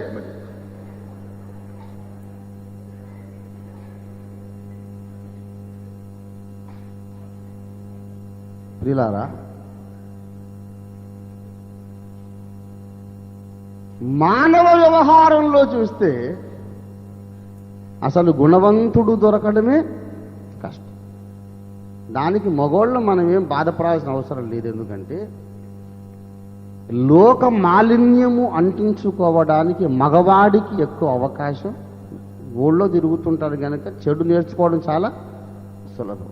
ఆడపిల్లల్ని ఇల్లు కదలనివ్వరు. వీళ్ళు చెడిపోవాలంటే కష్టం, వాడు బాగుండాలంటే కష్టం. ఆడపిల్లలు చెడిపోవాలంటే కష్టం, మగవాడు బాగుండాలంటే కష్టం. మగ మహారాజు నాగేంట్రా అని ధీమా ఒకటి, పురుషాహంకారం ఇది. సమాజం అంతా మనల్ని సమర్థిస్తుంది. మగాడు ఆడికేంటి అని మనల్ని సమర్థిస్తారు. పురుషుడు దారి తప్పడం చాలా సులభం. ఆడపిల్ల దారి తప్పకుండా సామాజిక కట్టుబాట్లు, తల్లిదండ్రులు కాపాడడం, ఆ పిల్లకుండే సహజమైన సిగ్గు, భయం కాపాడు. గుణవంతుడు దొరుకుట కష్టం. గుణవతి 1000 మందిని చూపిస్తాను. కానీ నిత్యత్వమందు దేవుడు ఎదుర్కొన్న సమస్య, నా రొమ్మున ఆనుకొని ఒక గుణవంతుడైన వరుడున్నాడు. అతడు నరుల కంటే సుందరుడు. అతని వ్యక్తిత్వము, అతని హృదయము అద్భుత సౌందర్యము కలిగినది. అంత చక్కని వాడు విశ్వమంతా వెదికినా లేడు. సకల సుగుణములు కలిగిన వాడు, పరిశుద్ధత, ప్రేమ, విశ్వసనీయత, సత్యసంధత, సకల సుగుణములతో నిండిన నా కుమారుడు ఉన్నాడు. అతడికి ఎందరో అమ్మాయిల్ని చూశాను, కానీ గుణవతి అయిన భార్య దొరకడం చాలా కష్టంగా ఉంది. దేవుడు తన జనితైక కుమారునికి పెళ్లి చేద్దామనుకుంటే ఎంతమంది అమ్మాయిలను చూశాడంటే సెంచురీ కాదు, కోట్ల అమ్మాయిలను చూశాడు. ఇంతకు కోట్ల మంది అమ్మాయిలు ఎవరని ఉన్నారు? కోట్ల సంఘములు అన్నమాట. ఒక్కొక్క అమ్మాయి ఒక్కొక్క సంఘము. అంటే ఏ సంఘము? మెథడిస్టు సంఘము, లూథరన్ సంఘము, పెంతుకోస్తు సంఘము, బాప్టిస్ట్, ఈ సంఘం కాదు. మన భూలోకము లాంటి గ్రహం ఒకటి ఉందనుకోండి. ఈ గ్రహము నుంచి సత్యదేవుని తెలుసుకున్న భక్తుల సమాజం అంతా కలిసి ఒక అమ్మాయి. ఇట్లాంటి గ్రహం ఇంకోటి ఉంది. అక్కడ భక్తులందరూ కలిసిన సమాజం ఒక వధువు. కోట్ల గ్రహాలలో ఒక్కో గ్రహం మీద ఉన్న భక్త సమాజం ఒక స్త్రీమూర్తి. అన్ని గ్రహమండలాలు వెదికాడు. సంఘమనగా ఒక స్త్రీమూర్తి. కోట్ల మంది స్త్రీలను చూశాడు. కోట్ల గ్రహాలు వెదికాడు. కోట్ల భక్త సమాజాలు వెదికాడు. బాగానే ఉన్నారు. అందరూ అందగత్తెలే, అందరూ కూడా భక్తిపరులే. ఒక విషయం చెప్తున్నాను. కావ్య గ్రంథములలో ప్రవచనాలను మాట్లాడుతున్నాను చూశారు. ఈ కావ్య గ్రంథములలో సామెతలు కూడా ఉంది. అక్కడ కూడా ఈ ప్రవచనం ఉంది. సామెతల గ్రంథం 31వ అధ్యాయము 29వ వచనం చదవండి. చాలా మంది కుమార్తెలు పతివ్రతా ధర్మమును ఏమి అనుసరించారు? ఏ ధర్మం అనుసరించారు? పతివ్రతా ధర్మము. ఎంతమంది కుమార్తెలు? చాలా మంది కుమార్తెలు. పతివ్రతా ధర్మం అనగా అర్థం ఏంటి? జారత్వమునకు భిన్నమైనది, వ్యతిరేకమైనది పతివ్రతా ధర్మం. జారత్వం అనగా అర్థమేమి?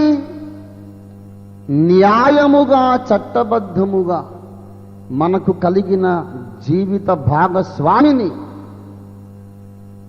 విడిచి, మోసగించి, ధిక్కరించి, న్యాయముగా మనకు చెందని వ్యక్తితో సంచరించుట, అది జారత్వము. భర్త లేక భార్య న్యాయమైన, చట్టబద్ధమైన, లెజిటిమేట్ లైఫ్ పార్ట్నర్, వారిని విడిచి ఇతరుల వెంట వెళ్ళడం ఏమంటారు? జారత్వము. భర్తను విడిచి పరపురుషుల వెంట వెళ్ళుట జారత్వము. అయితే భర్తను అనుసరించుట పతివ్రతా ధర్మము.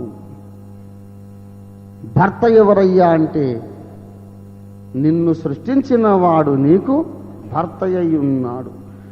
మనల్ని సృష్టించిన వాణ్ణి విడిచి కల్పిత దేవతలను అనుసరించడం ఆత్మ సంబంధమైన జారత్వము. అబద్ధ దేవతలను ఆరాధించుట జారత్వము. సత్యదేవుని ఆరాధించడం పతివ్రతా ధర్మము. దేవునికి స్తోత్రం కలుగునుగాక. నిజమైన దేవుణ్ణి తెలుసుకొని, అనుసరించి, ఆరాధించి, వెంబడించి సేవించుట పతివ్రతా ధర్మం. కల్పిత దేవతలను ఆరాధించు వారు ఉన్నారు, కానీ అసలైన దేవుణ్ణి ఆరాధించే భక్త సమాజమును పతివ్రతలు అంటుంది లేఖనం. సత్యదేవుని విడిచి నకిలీ దేవతల్ని మృతినందుకే హోషయ్య ప్రవచించాడు, ఇశ్రాయేలు నీవు వేశ్యవైతివి, నా జనులు నన్ను విడిచి వ్యభిచరించి ఉన్నారు అన్నాడు దేవుడు. పతివ్రతా ధర్మం అనగా ఆధ్యాత్మిక పరిభాషలో సత్యదేవుని యందు భక్తి కలిగి ఉండుటని అర్థం. సత్యదేవుని తప్ప మరెవరిని ఆరాధించకుండా పవిత్రముగా ఉండుట. ఈ పతివ్రతా ధర్మమును అనుసరించిన వారు ఎంతమంది ఉన్నారు? ఎంతమంది? చాలా మంది ఉన్నారు. అందరూ పతివ్రతా ధర్మమే అనుసరించారు. అందరూ సత్యదేవుని ఆరాధించారు. కానీ వాళ్ళందరికంటే మించిన ఒక ఆమె ఉంది, ఆమెను పెళ్లి చేసుకుంటాట. దేవుని స్తోత్రం కలిగిన గాక. సత్యదేవుని మ్రొక్కినంత మాత్రాన చాలదు, అందులో మళ్ళీ మరి శ్రేష్టమైన కన్యక ఒకటి కావాలని వెతుకుతున్నాడు ఆయన. ఆమె దొరకడం లేదు. రాణి, దేవునికి ఇష్టురాలు, పెండ్లి కుమార్తె ఒకటి ఉన్నది. ఆమె కాక సామెతలు 31:29లో చాలామంది కుమార్తెలు ఉన్నారు. అంతేకాదు పరమగీతంలో కూడా ఇదే సంగతి, ఇదే మాట చెప్పబడింది. పరమగీతము 6వ అధ్యాయము 8వ వచనం. 60 మంది రాణులు, 80 మంది ఉపపత్నులను, లెక్కకు మించిన కన్యకలను గలరు. నా పావురము, నా నిష్కళంకురాలు ఒక్కతే. ఏమండి, ఆమె తన తల్లికి ఒకతే కుమార్తె, కన్న తల్లికి ముద్దు బిడ్డ. స్త్రీలు దానిని చూచి ధన్యురాలందురు, రాణులు ఉపపత్నులు దాని పొగడుదురు. ఎవరీమె? వధువు సంఘమును చూసి పొగిడే వాళ్ళు ఉన్నారు, వాళ్ళు కూడా రాణులు, వాళ్ళు కూడా స్త్రీలు. అంటే లెక్కలేనన్ని సంఘాలు. మహిమ ప్రపంచం గ్రంథం చదవండి, ఉందా? నేను చూశానండి దర్శనం, పరలోక దర్బారు దర్శనం నేను చూశాను. కోటాన కోట్ల గ్రహముల నుండి అగ్ని రథములు, అగ్ని గుర్రముల మీద కోట్ల కోట్ల కోట్ల కోట్ల కోట్ల కోట్ల లెక్కించలేనంత మంది పరిశుద్ధులు, ఆజానుబాహులు, గంభీరమైన ఉన్నత విగ్రహము కలిగినవా వస్తున్నారు. వాళ్ళందరికీ పార్కింగ్ ప్లేసులు ఉన్నాయి. గ్రహమండలము నంబర్ ఫలానా, గ్రహము నంబర్ ఫలానా, వాళ్ళకి ఇది పార్కింగ్ ప్లేసు, వాళ్ళకి ఇది, వీళ్ళకి ఇది పార్కింగ్ ప్లేస్. అన్ని గ్రహముల నుండి వచ్చిన వాళ్ళందరూ ఒక్కొక్క సెక్షన్లో కూర్చుంటున్నారన్నమాట. అక్కడ బోర్డు ఉంటుంది, ఫలానా గ్రహం నుంచి వచ్చిన వాళ్ళు ఇందులో దూరండి, దడులు కట్టినట్టు. అంతులేని జన సముద్రం.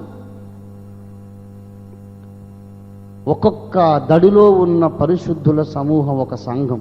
ఈమె ఒక స్త్రీమూర్తి, ఆమె ఒక స్త్రీమూర్తి, ఆమె ఒక స్త్రీమూర్తి. కోట్ల మంది సంఘాలు. ఆ కోట్ల సంఘముల మధ్యలో దేవుడు సంచరిస్తూ అందరినీ పరీక్షగా గమనించి చూసి చూసి చూసి, అమ్మాయిలు బాగానే ఉన్నారు,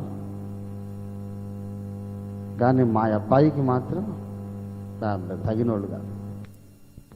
బాగానే అమ్మాయిని చూసేసి చేసుకోరు. మళ్ళీ ఎందుకు చేసుకోరంటే ప్రేరేపణ రావట్లేదు.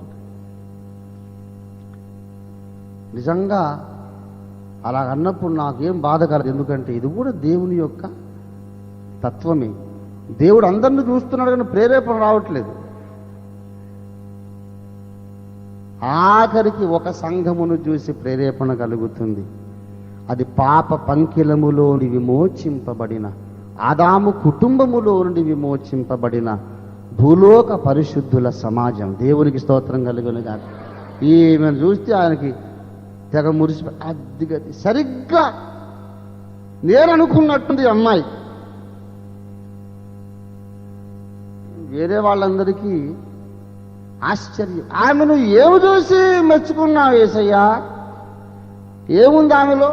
అంటే మమ్మల్ని ఎందుకు నువ్వు నన్ను మెచ్చుకోలేదు, మమ్మల్ని ఎందుకు చేసుకోలేదు అంటే, మా లోకాలలో మేము కళ్ళు కాంపౌండ్లు, సినిమా హాళ్ళు పెట్టుకోలేదు, అందుచేతనైనా మేము నీకు నచ్చలేదు? ఈ పనికి మాలిన భూలోకంలో ఉన్నన్ని పాపాలు ఏ గ్రహం మీద కూడా లేవు. ఆ పవిత్రమైన గ్రహాల్లో నుంచి వచ్చినటువంటి సంఘాలు నీకు ఎందుకు నచ్చలేదు? ఈ పనికి మాలిన భూమి మీద సంఘం ఎందుకు నచ్చింది అంటే, యేసయ్య ఒకటే, ఒరే నా కళ్ళు పెట్టుకుని చూడండి రా మీరు, నాకు నచ్చింది అంతే. అసలు మీకు ఎందుకురా నచ్చడం? మీకు నచ్చాల్సిన అవసరం లేదు, నాకు నచ్చింది అంతే, నేను పెళ్లి చేసుకుంటాను. చేసేదేమి లేక స్వయంవరం అనేది మన కథల్లో ఉంటుంది చూశారు. రాజకుమారులందరూ కూర్చుంటే రాకుమార్తె స్వయంవరమాల వరమాల పట్టుకుని తిరుగుతుంది. నచ్చిన అబ్బాయి మెడలో దండ వేస్తుంది. ఇక్కడ రివర్స్ అయిందన్నమాట. కన్యకలు కూర్చున్నారు, వరుడు వరమాల పట్టుకు తిరుగుతున్నాడు. ఎందరినో చూసి భూలోక సంఘం మెడలో వరమాల వేసేశాడు. దేవునికి స్తోత్రం కలుగునుగా. హల్లెలూయా. లెక్కకు మించిన కన్యకలు, 80 మంది ఉపపత్నులు, 60 మంది రాణులు, చాలామంది కుమార్తెలు పతివ్రతా ధర్మమును అనుసరించారు. అయినా వాళ్ళందరికంటే ఈమె మించినది. ఎందుకు మించినది? సావగొడుతున్నావు కదరా, అసలు నాన్పుడు బేర వీడు తెమల్చడు ప్రసంగం. చెప్పిందే చెప్పి అసలు పాయింట్ మర్చిపోయేస్తాడో ఏమో. చాలా రిలీఫ్గా ఉంటుంది ఇప్పుడు కదా. దేవునికి స్తోత్రం. ఎందుకు ఈమె నచ్చింది? మరి అదే కదా, ఎందుకో చెప్పకుండా గంట సేపు ఎందుకు ఎందుకు ఎందుకంటే ఈమెకు నచ్చింది అంటే, దేవుని బిడలారా, పరమగీత గ్రంథము 1వ అధ్యాయంలోకి మనం వద్దాం.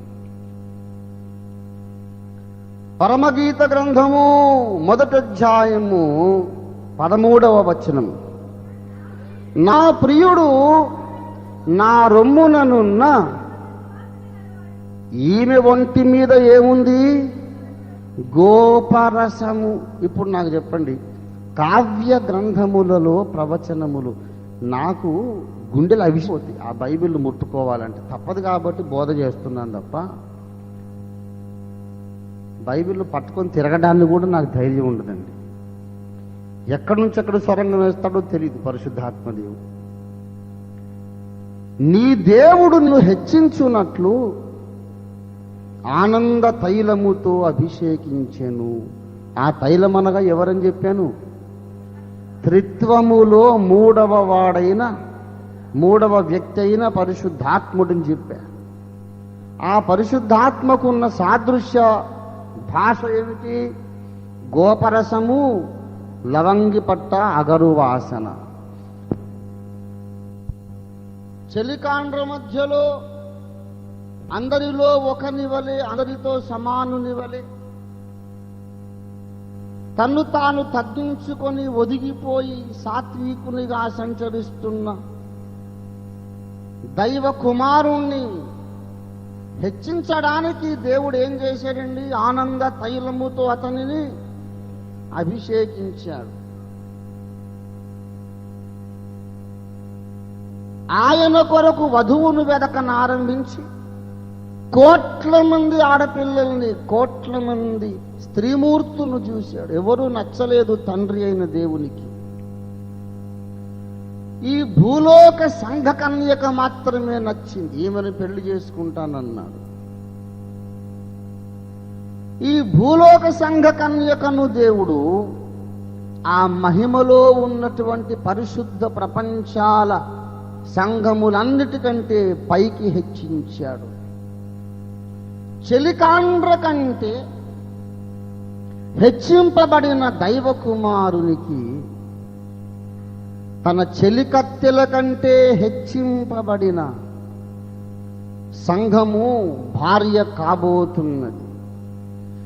చెలికాండ్ర కంటే యేసు హెచ్చింపబడ్డాడు. చెలికత్తెల కంటే క్రీస్తు సంఘము హెచ్చింపబడింది. చెలికాండ్రున్నారు, చెలికత్తెలున్నారు. 45వ కీర్తన 16వ వచనం చదవండి దయచేసి. దయచేసి 14వ వచనం. విచిత్రమైన పనిగల వస్త్రములను ధరించుకొని రాజు నొద్దకు ఆమె తీసుకొని రాబడుచున్నది. కొంచెం ఆగండి. ఆమెను వెంబడించు చెలికత్తెలైన, ఇప్పుడు చెప్పండి, దైవ కుమారునికి చెలికాండ్రు ఉన్నారు, ఈ రాణికి చెలికత్తెలు ఉన్నారు. చెలికాండ్ర కంటే ఆయన హెచ్చింపబడ్డాడు, చెలి కత్తెల కంటే ఈమె హెచ్చింపబడింది. వాళ్ళు కన్యకలు అని ప్రత్యేకంగా చెప్పబడింది. ఈ చెలికత్తెలందరూ ఎవరట? కన్యక అనే మాట పవిత్రతకు సూచన. అంటే వీళ్ళు కూడా సత్యదేవునికి అంకితమైనారు తప్ప కల్పిత దేవుని వైపు ఎవరు వెళ్ళలేదు. కన్యక అంటే అర్థం ఏంటంటే దేవునికి మాత్రమే ప్రతిష్ఠించుకున్నారు. ఇతర శక్తులు ఎన్ని ఉన్ననో వాటిని మేము లక్ష్య పెట్టము అని ప్రతిష్ఠించుకున్న వారు కన్యకలు. ప్రియులారా, వాళ్ళందరూ పవిత్ర జీవితంలోనే ఉన్నారు, కానీ వాళ్లకు దక్కని అదృష్టము, భాగ్యము మనకు దక్కింది, భూలోక సంఘానికి దక్కింది. రహస్యం ఏమిటనగా పెండ్లి కుమారుని వస్త్రములకున్న వాసన పెండ్లి కుమార్తె శరీరం మీద కూడా ఉందిట. దేవునికి స్తోత్రం కలుగునుగా. నా ప్రియుడు సువాసన గలవాడు. ఎంత సువాసన గలవాడు? నా రొమ్మున ఉండు గోపరసమంత సువాసన గలవాడు. అంటే ఒక రహస్యం చెప్పేసింది. ఈమె శరీరం మీద ఏం ప్రవహిస్తోంది? గోపరసము ప్రవహించుచున్నది. అంటే త్రిత్వములోని మూడవ వ్యక్తి ఈమె మీదికి కూడా వచ్చి ఉన్నాడు. దేవునికి స్తోత్రం కలుగునుగాక. అభిషిక్తుడైన యేసునాథుని వివాహం ఆడడానికి అభిషిక్తులైన సంఘమే కావాలి. దేవునికి స్తోత్రం కలుగునుగాక. The anointed bridegroom shall marry only an anointed bride. అభిషిక్త సంఘం కావాలి. ఈ కన్యక దేవుని కుమారునికి సాటి అయిన సహాయము కాగలదు. ఎందుకనగా దైవ కుమారుని మీద ఉన్న అభిషేకం ఈమె మీద కూడా ఉంది. అలాంటి అభిషేకము కలిగిన వధువుగా మనలను సిద్ధపరచడానికి ఆయన ఈ 6000 ఏండ్లుగా ప్రయాసపడుతున్నాడు. 2000 ఏండ్ల నుండి మరి ఉద్ధృతంగా ప్రయాసపడుతున్నాడు. ఈ కడవరి కాలములలో అతి త్వరలోనే పెండ్లి కుమారుడు రానై ఉన్నాడు. ఆయన కొరకు మనల్ని మనము సిద్ధపరచుకుందాం.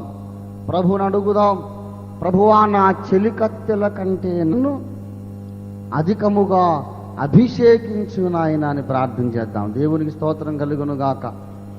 దేవుని బిడలారా, 45:9 ఒక్క మాట చెప్పి ముగిస్తాను. నీ దయనుందిన స్త్రీలలో రాజుల కుమార్తెలున్నారు. ఈ ఓఫీరు అనే దేశం ఎక్కడున్నది అని చాలా పెద్ద తర్జన భర్జన పడ్డారు సత్యవేద పండితులు. ఆఖరికి కొంతమంది బొంబాయి అయి ఉండొచ్చు అనుకున్నారు. ఎందుకంటే అది ఓడరేవు. ప్రాచీన కాలంలో వర్తకమంతా సముద్రం మీద ఓడల మీదే జరిగింది. ఇట్ మే బి బాంబే అన్నారు, లేకపోతే ఆఫ్రికా ఖండములో ఒక భాగం అని అనుకున్నారు. దేవుని బిడలారా, మెట్టుకు అందరూ ఒప్పుకున్న విషయం ఏంటంటే అది యెరూషలేముకు తూర్పున ఉన్న దేశం. That is an eastern country which I to agree. ఎందుకనగా అంత్యకాల ఉజ్జీవం, ఆఖరి మాట చెప్పేస్తున్నాను, అంత్యకాల ఉజ్జీవము తూర్పున పుట్టి పడమటికి వ్యాపిస్తుంది. మనుష్య కుమారుని రాకడ ఎలాగుంటుందన్నాడు యేసయ్య. ఏమండి, మత్తయి సువార్త 24వ అధ్యాయము, మత్తయి సువార్త 24వ అధ్యాయం 27 మెరుపు తూర్పున పుట్టి. ఈ ఓఫీరు బంగారం గురించి మాట్లాడుతున్నాను. దాని కొరకు మెరుపు తూర్పున పుట్టి పడమటికేలాగు వ్యాపించును, అలాగే మనుష్య కుమారుని రాకడ ఇదంతా కావ్య భాషే, ఉపమాన భాష. మెరుపు మెరిసిందంటే మనం ఏమనుకుంటాం? ఆకాశంలో వర్షం వస్తుంది అని అనుకుంటాం కదా. మెరుపు దేనికి సూచన? వర్ష సూచన. వర్షము దేనికి సూచన? పరిశుద్ధాత్మ కుమ్మరింపుకు సూచన. గనక మెరుపు అనేది ఉజ్జీవం, పరిశుద్ధాత్మ కుమ్మరింపు. మెరుపు తూర్పున పుట్టి పడమటికి వ్యాపించుట అంటే వర్ష సూచన, దాని వెంట ఆత్మ వర్షము ఉజ్జీవము. తూర్పున పుట్టి పడమటికి వ్యాపించినప్పుడు మనుష్య కుమారుడు వస్తాడు. One of the definite signs of the second coming is that a mighty revival will break out in the east and then spread to the west. America మీద ఆశ పెట్టుకోవడం మానేయండి. అమెరికా నుంచి వచ్చేదేం లేదు, ఇక మట్టి. అతి త్వరలోనే అమెరికా దేశం సర్వనాశనం అయిపోతుంది. డబ్బులు ఇవ్వరు వాళ్ళు, అప్పుడు డబ్బులు అడుక్కుంటారు. ఒక దినము రావాలి, వస్తుంది. నా దేశం అమెరికాకు అప్పులు ఇవ్వాలి, ఇస్తుంది. అమెరికా మీద ఆశ వదులుకోండి ప్రియులారా. అమెరికా నుండి డబ్బులు రావు, అక్కడి నుంచి వాక్యం కూడా రాదు. అసలు వాక్యం అనేది భారతదేశము నుండి అమెరికాకు ప్రయాణించాల్సిన రోజు రాబోతోంది. దేవునికి స్తోత్రం కలుగునగా. ఓఫీర్ అనగా ఒక తూర్పు దేశం అని నేను ఎందుకు నమ్ముతున్నానంటే, ఇప్పుడు వినండి, చెబుతున్నా నా కారణం. పెండ్లి కుమార్తె సంఘమును అలంకరించుటకు బంగారము ఏ దేశము నుంచి వచ్చింది? ఈ రెండు మీరు ఆలోచన చేయండి కలిపి. పెండ్లి కుమార్తె అలంకరించబడిన బంగారము, పెండ్లి కుమార్తె అలంకరించుకోవడానికి వాడుకున్న బంగారం ఏ దేశం నుంచి వచ్చింది? ఓఫీరు దేశము నుండి. అంత్యకాలమున రెండవ రాకడ కొరకు సిద్ధపరిచే ఉజ్జీవం ఎక్కడ ప్రారంభమైంది? తూర్పున ప్రారంభమైంది. పెండ్లి కుమార్తె సంఘమును సిద్ధపరచడానికి అవసరమైన సత్య ప్రత్యక్షత, పరిశుద్ధాత్మ అభిషేకము, గోపరసవాసన, ప్రత్యక్షతల పరిమళం తూర్పు దేశము నుండి రావాలి, వస్తుంది. తూర్పు దేశము నుండి సంఘ కన్యక మీదికి గోపరసం ప్రవహించడం ప్రారంభమైంది. దేవునికి స్తోత్రం కలుగును గాక. ఈ ప్రత్యక్షత 5 ఖండాలను ముంచెత్తి సంఘ కన్యకను రెండవ రాకడకు సిద్ధం చేస్తుంది. దేవుని బిడ్డలారా, ఉజ్జీవ ప్రారంభ దినాల్లో మనం ఉన్నాం. పెండ్లి కుమార్తె ఇప్పుడు నిద్ర లేచింది, స్నానం చేస్తోంది. దేవుడు మన ద్వారా బయలుపరుస్తున్న సత్య ప్రత్యక్షతలన్నీ సంఘమునకు అలంకారమై వడ్డాణాలు, చెవిపోగులు, ముక్కు కమ్ములు, గాజులు, ఏమండి, ఆపాదమస్తకం శిరోభూషణము నుండి పాదాల భూషణం దాకా ఈ వాక్య ప్రత్యక్షతలు సంఘమును అలంకరించుతున్నాయి. దేవునికి స్తోత్రం కలుగునుగాక. హల్లెలూయా, హల్లెలూయా. మన ప్రభువు త్వరగా రానై ఉన్నాడు. ఆయన రాకడ కొరకు సంఘమును అలంకరించే బంగారము ఇదిగో పరిశుద్ధాత్మ దేవుడు కుమ్మరిస్తున్నాడు. అలంకారములు వద్దన్న వారు నష్టపోతారు. ఇంకొక మాట మిమ్మల్ని ప్రశ్నించి నేను ముగించుకుంటాను. ఎస్తేరు హేగే ఇచ్చిన అలంకారములను త్రోసివేస్తే అహశ్వేరోషును పెళ్లి చేసుకోగలిగేనేనా? హేగే నిర్ణయించిన అలంకారము గాక మరి ఏమీయూ ఎస్తేరు కోరలేదు. రాజుకు ఆమె యందు ఇష్టము పుట్టెను. దేవునికి స్తోత్రం కలుగును గాక. హల్లెలూయా.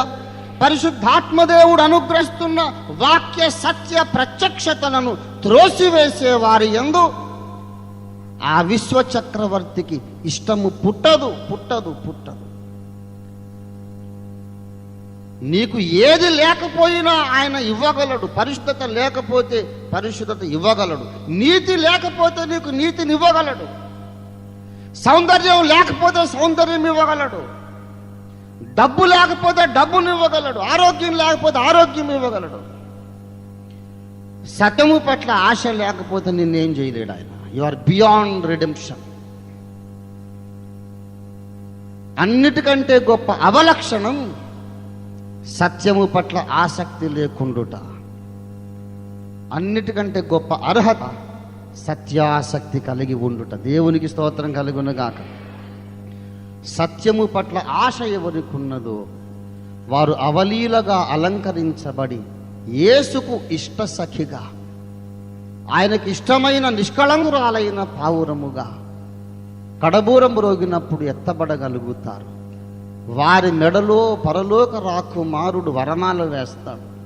సిద్ధపడదాం ప్రియులారా, ఇంకెంతో కాలం లేదు. ఇవాళ పుట్టే పిల్లలు పెళ్లికి ఎదగక ముందే సంఘానికి పెళ్ళైపోతుంది. ప్రభు రాకడ బహు సమీపం, సమయం ఎక్కువ లేదు. ఇంకా త్వరపడండి, మారు మనస్సు పొందండి. ఆత్మ సంబంధమైన అలంకారములతో మనల్ని మనం అలంకరించుకుందాం. దేవుడి యొక్క వాక్యమును మన వినికిడిలో ఆశీర్వదించునుగాక. ప్రార్థన చేసుకుందాం. ప్రభువా, నాతో మాట్లాడినందుకు నీకు వందనాలు. మీరు బయలుపరిచిన సత్యము కొరకు నీకు వందనాలు. తూర్పు దేశములో మెరుపు పుట్టింది గనుక నీకు వందనాలు. ఈ మెరుపు పడమటికి వ్యాపిస్తున్నది గనుక నీకు వందనాలు. నీవు పంపుతున్న సత్యము చేత నేను అలంకరించడానికి సహాయము చేయమని అడుగుదాం.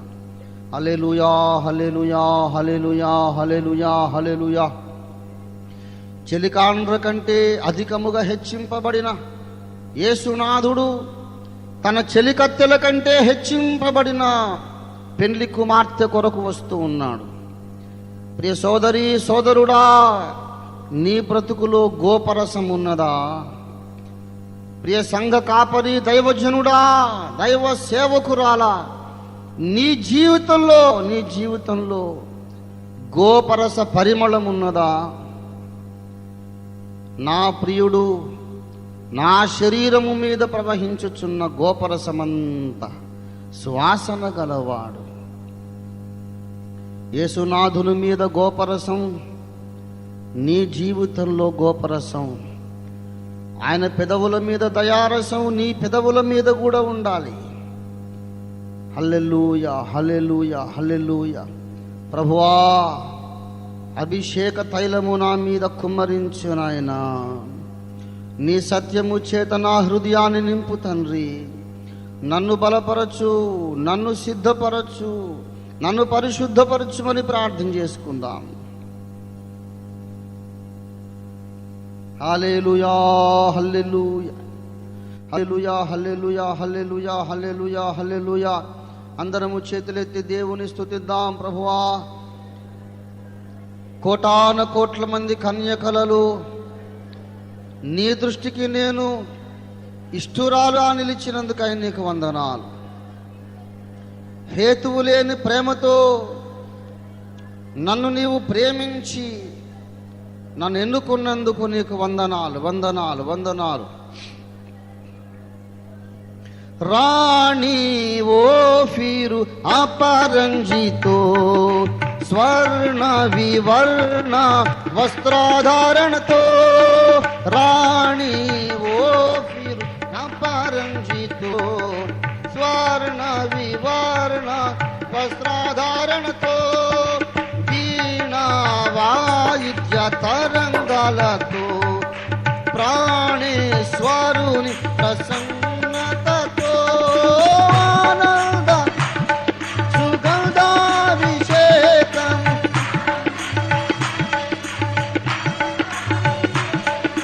పొందితివే యేసునందు, పొందితివే యేసునందు.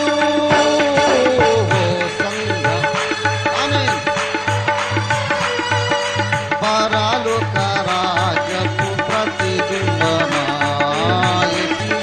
గ్లోరీ, ఆమేన్, హల్లెలూయా, హల్లెలూయా, ఆమేన్. నీతిని అలంకరించి సిద్ధపడుమా ఓ సంగమా, వినుమా. కడపటి ఊరామ్రో మ్రోగగనే కనురెప్ప పాటున మారుదువా కడపటి బూరా మ్రోగగనే కనురెప్ప పాటున మారుదువా వాడిగా మేఘాసీనుడవై నడి ఆకాశము గొర్రె పిల్ల సంగమా క్రీస్తురాజు సంగమా గొర్రె పిల్ల రారాజుని దుర్గొన గలవా రారాజుని దుర్గొన గలవా సర్వాంగమా లోకరాజ్యపు ప్రతిబింబమా.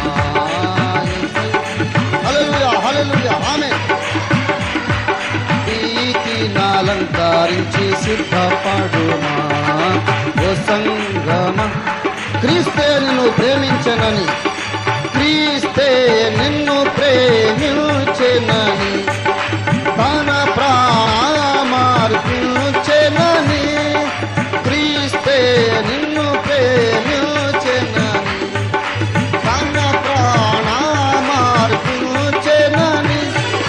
స్వస్థపరచె నిర్దోషముగా ముడత కళంకములే మహిమాయుక్తముగా నిలుపబడే యేసువా మహిమాయుక్తముగా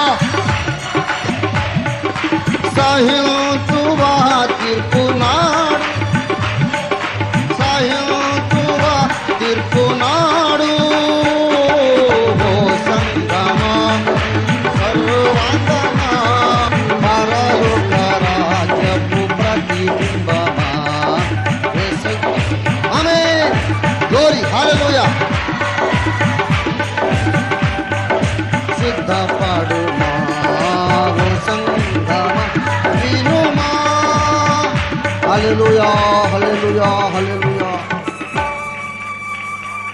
ప్రేమ కలిగిన మా మహాపరిశుద్ధ పరమ తండ్రి, నీ సన్నిధి మా మధ్యలో ఉన్నది గనుక నీకు వందనాలు. మీరు మా మధ్యలో సంచరించుచున్నారు గనుక నీకు వందనాలు. నీ వస్త్రముల మీద ఉన్న గోపరసం మా మీదికి ఇప్పుడు ప్రవహించుచున్నది గనుక నీకు స్తోత్రాలు తండ్రి. హల్లెలూయా హల్లెలూయా హల్లెలూయా. లెక్కలేనంత మంది కన్యకలలో నీకిష్టురాలైన ప్రాణసఖిగా మమ్మను హెచ్చించినందుకు నీకు వందనాలు. నీ చెలికాండ్ర కంటే మిక్కిలిగా హెచ్చింపబడిన యేసయ్యా, మా చెలికత్తెలందరికంటే మమ్మను హెచ్చించినందుకు నీకు వందనాలు తండ్రి. అయా నీ వాక్యమాలో ఫలింపచేయండి ప్రభువా. ఇంకా ఈ రాత్రి వేళ తిరిగి మాతో సంభాషించమని వేడుకుంటున్నాం. నీ బిడ్డలందరినీ శరీరాత్మ ప్రాణములలో నీ పరిపూర్ణ దీవెన చేత నింపి పంపించండి. యేసునామమున వేడుచున్నాము తండ్రి. మన తండ్రి అయిన దేవుని ప్రేమ, మన రక్షకుడిని యేసునాథుని నిత్య కృప, పరిశుద్ధాత్మ దేవుని తోడి దివ్య మనోహర సహవాసం చేరివచ్చిన మనకందరకును భూలోకమందున్న సమస్త భక్త కోటికిని ప్రభు యొక్క రాకడను ప్రత్యక్షతను ప్రేమించి ఎదురు చూచుచున్న భక్తవరులెల్లరికి సదాకాలము తోడై ఉండును గాక. ఆమేన్ ఆమేన్ ఆమేన్. యేసు రక్తమునికే జయము. ప్రభు యేసు రక్తమునికే జయం. ప్రభు యేసు నామమునకు సంపూర్ణ విజయం కలుగును గాక.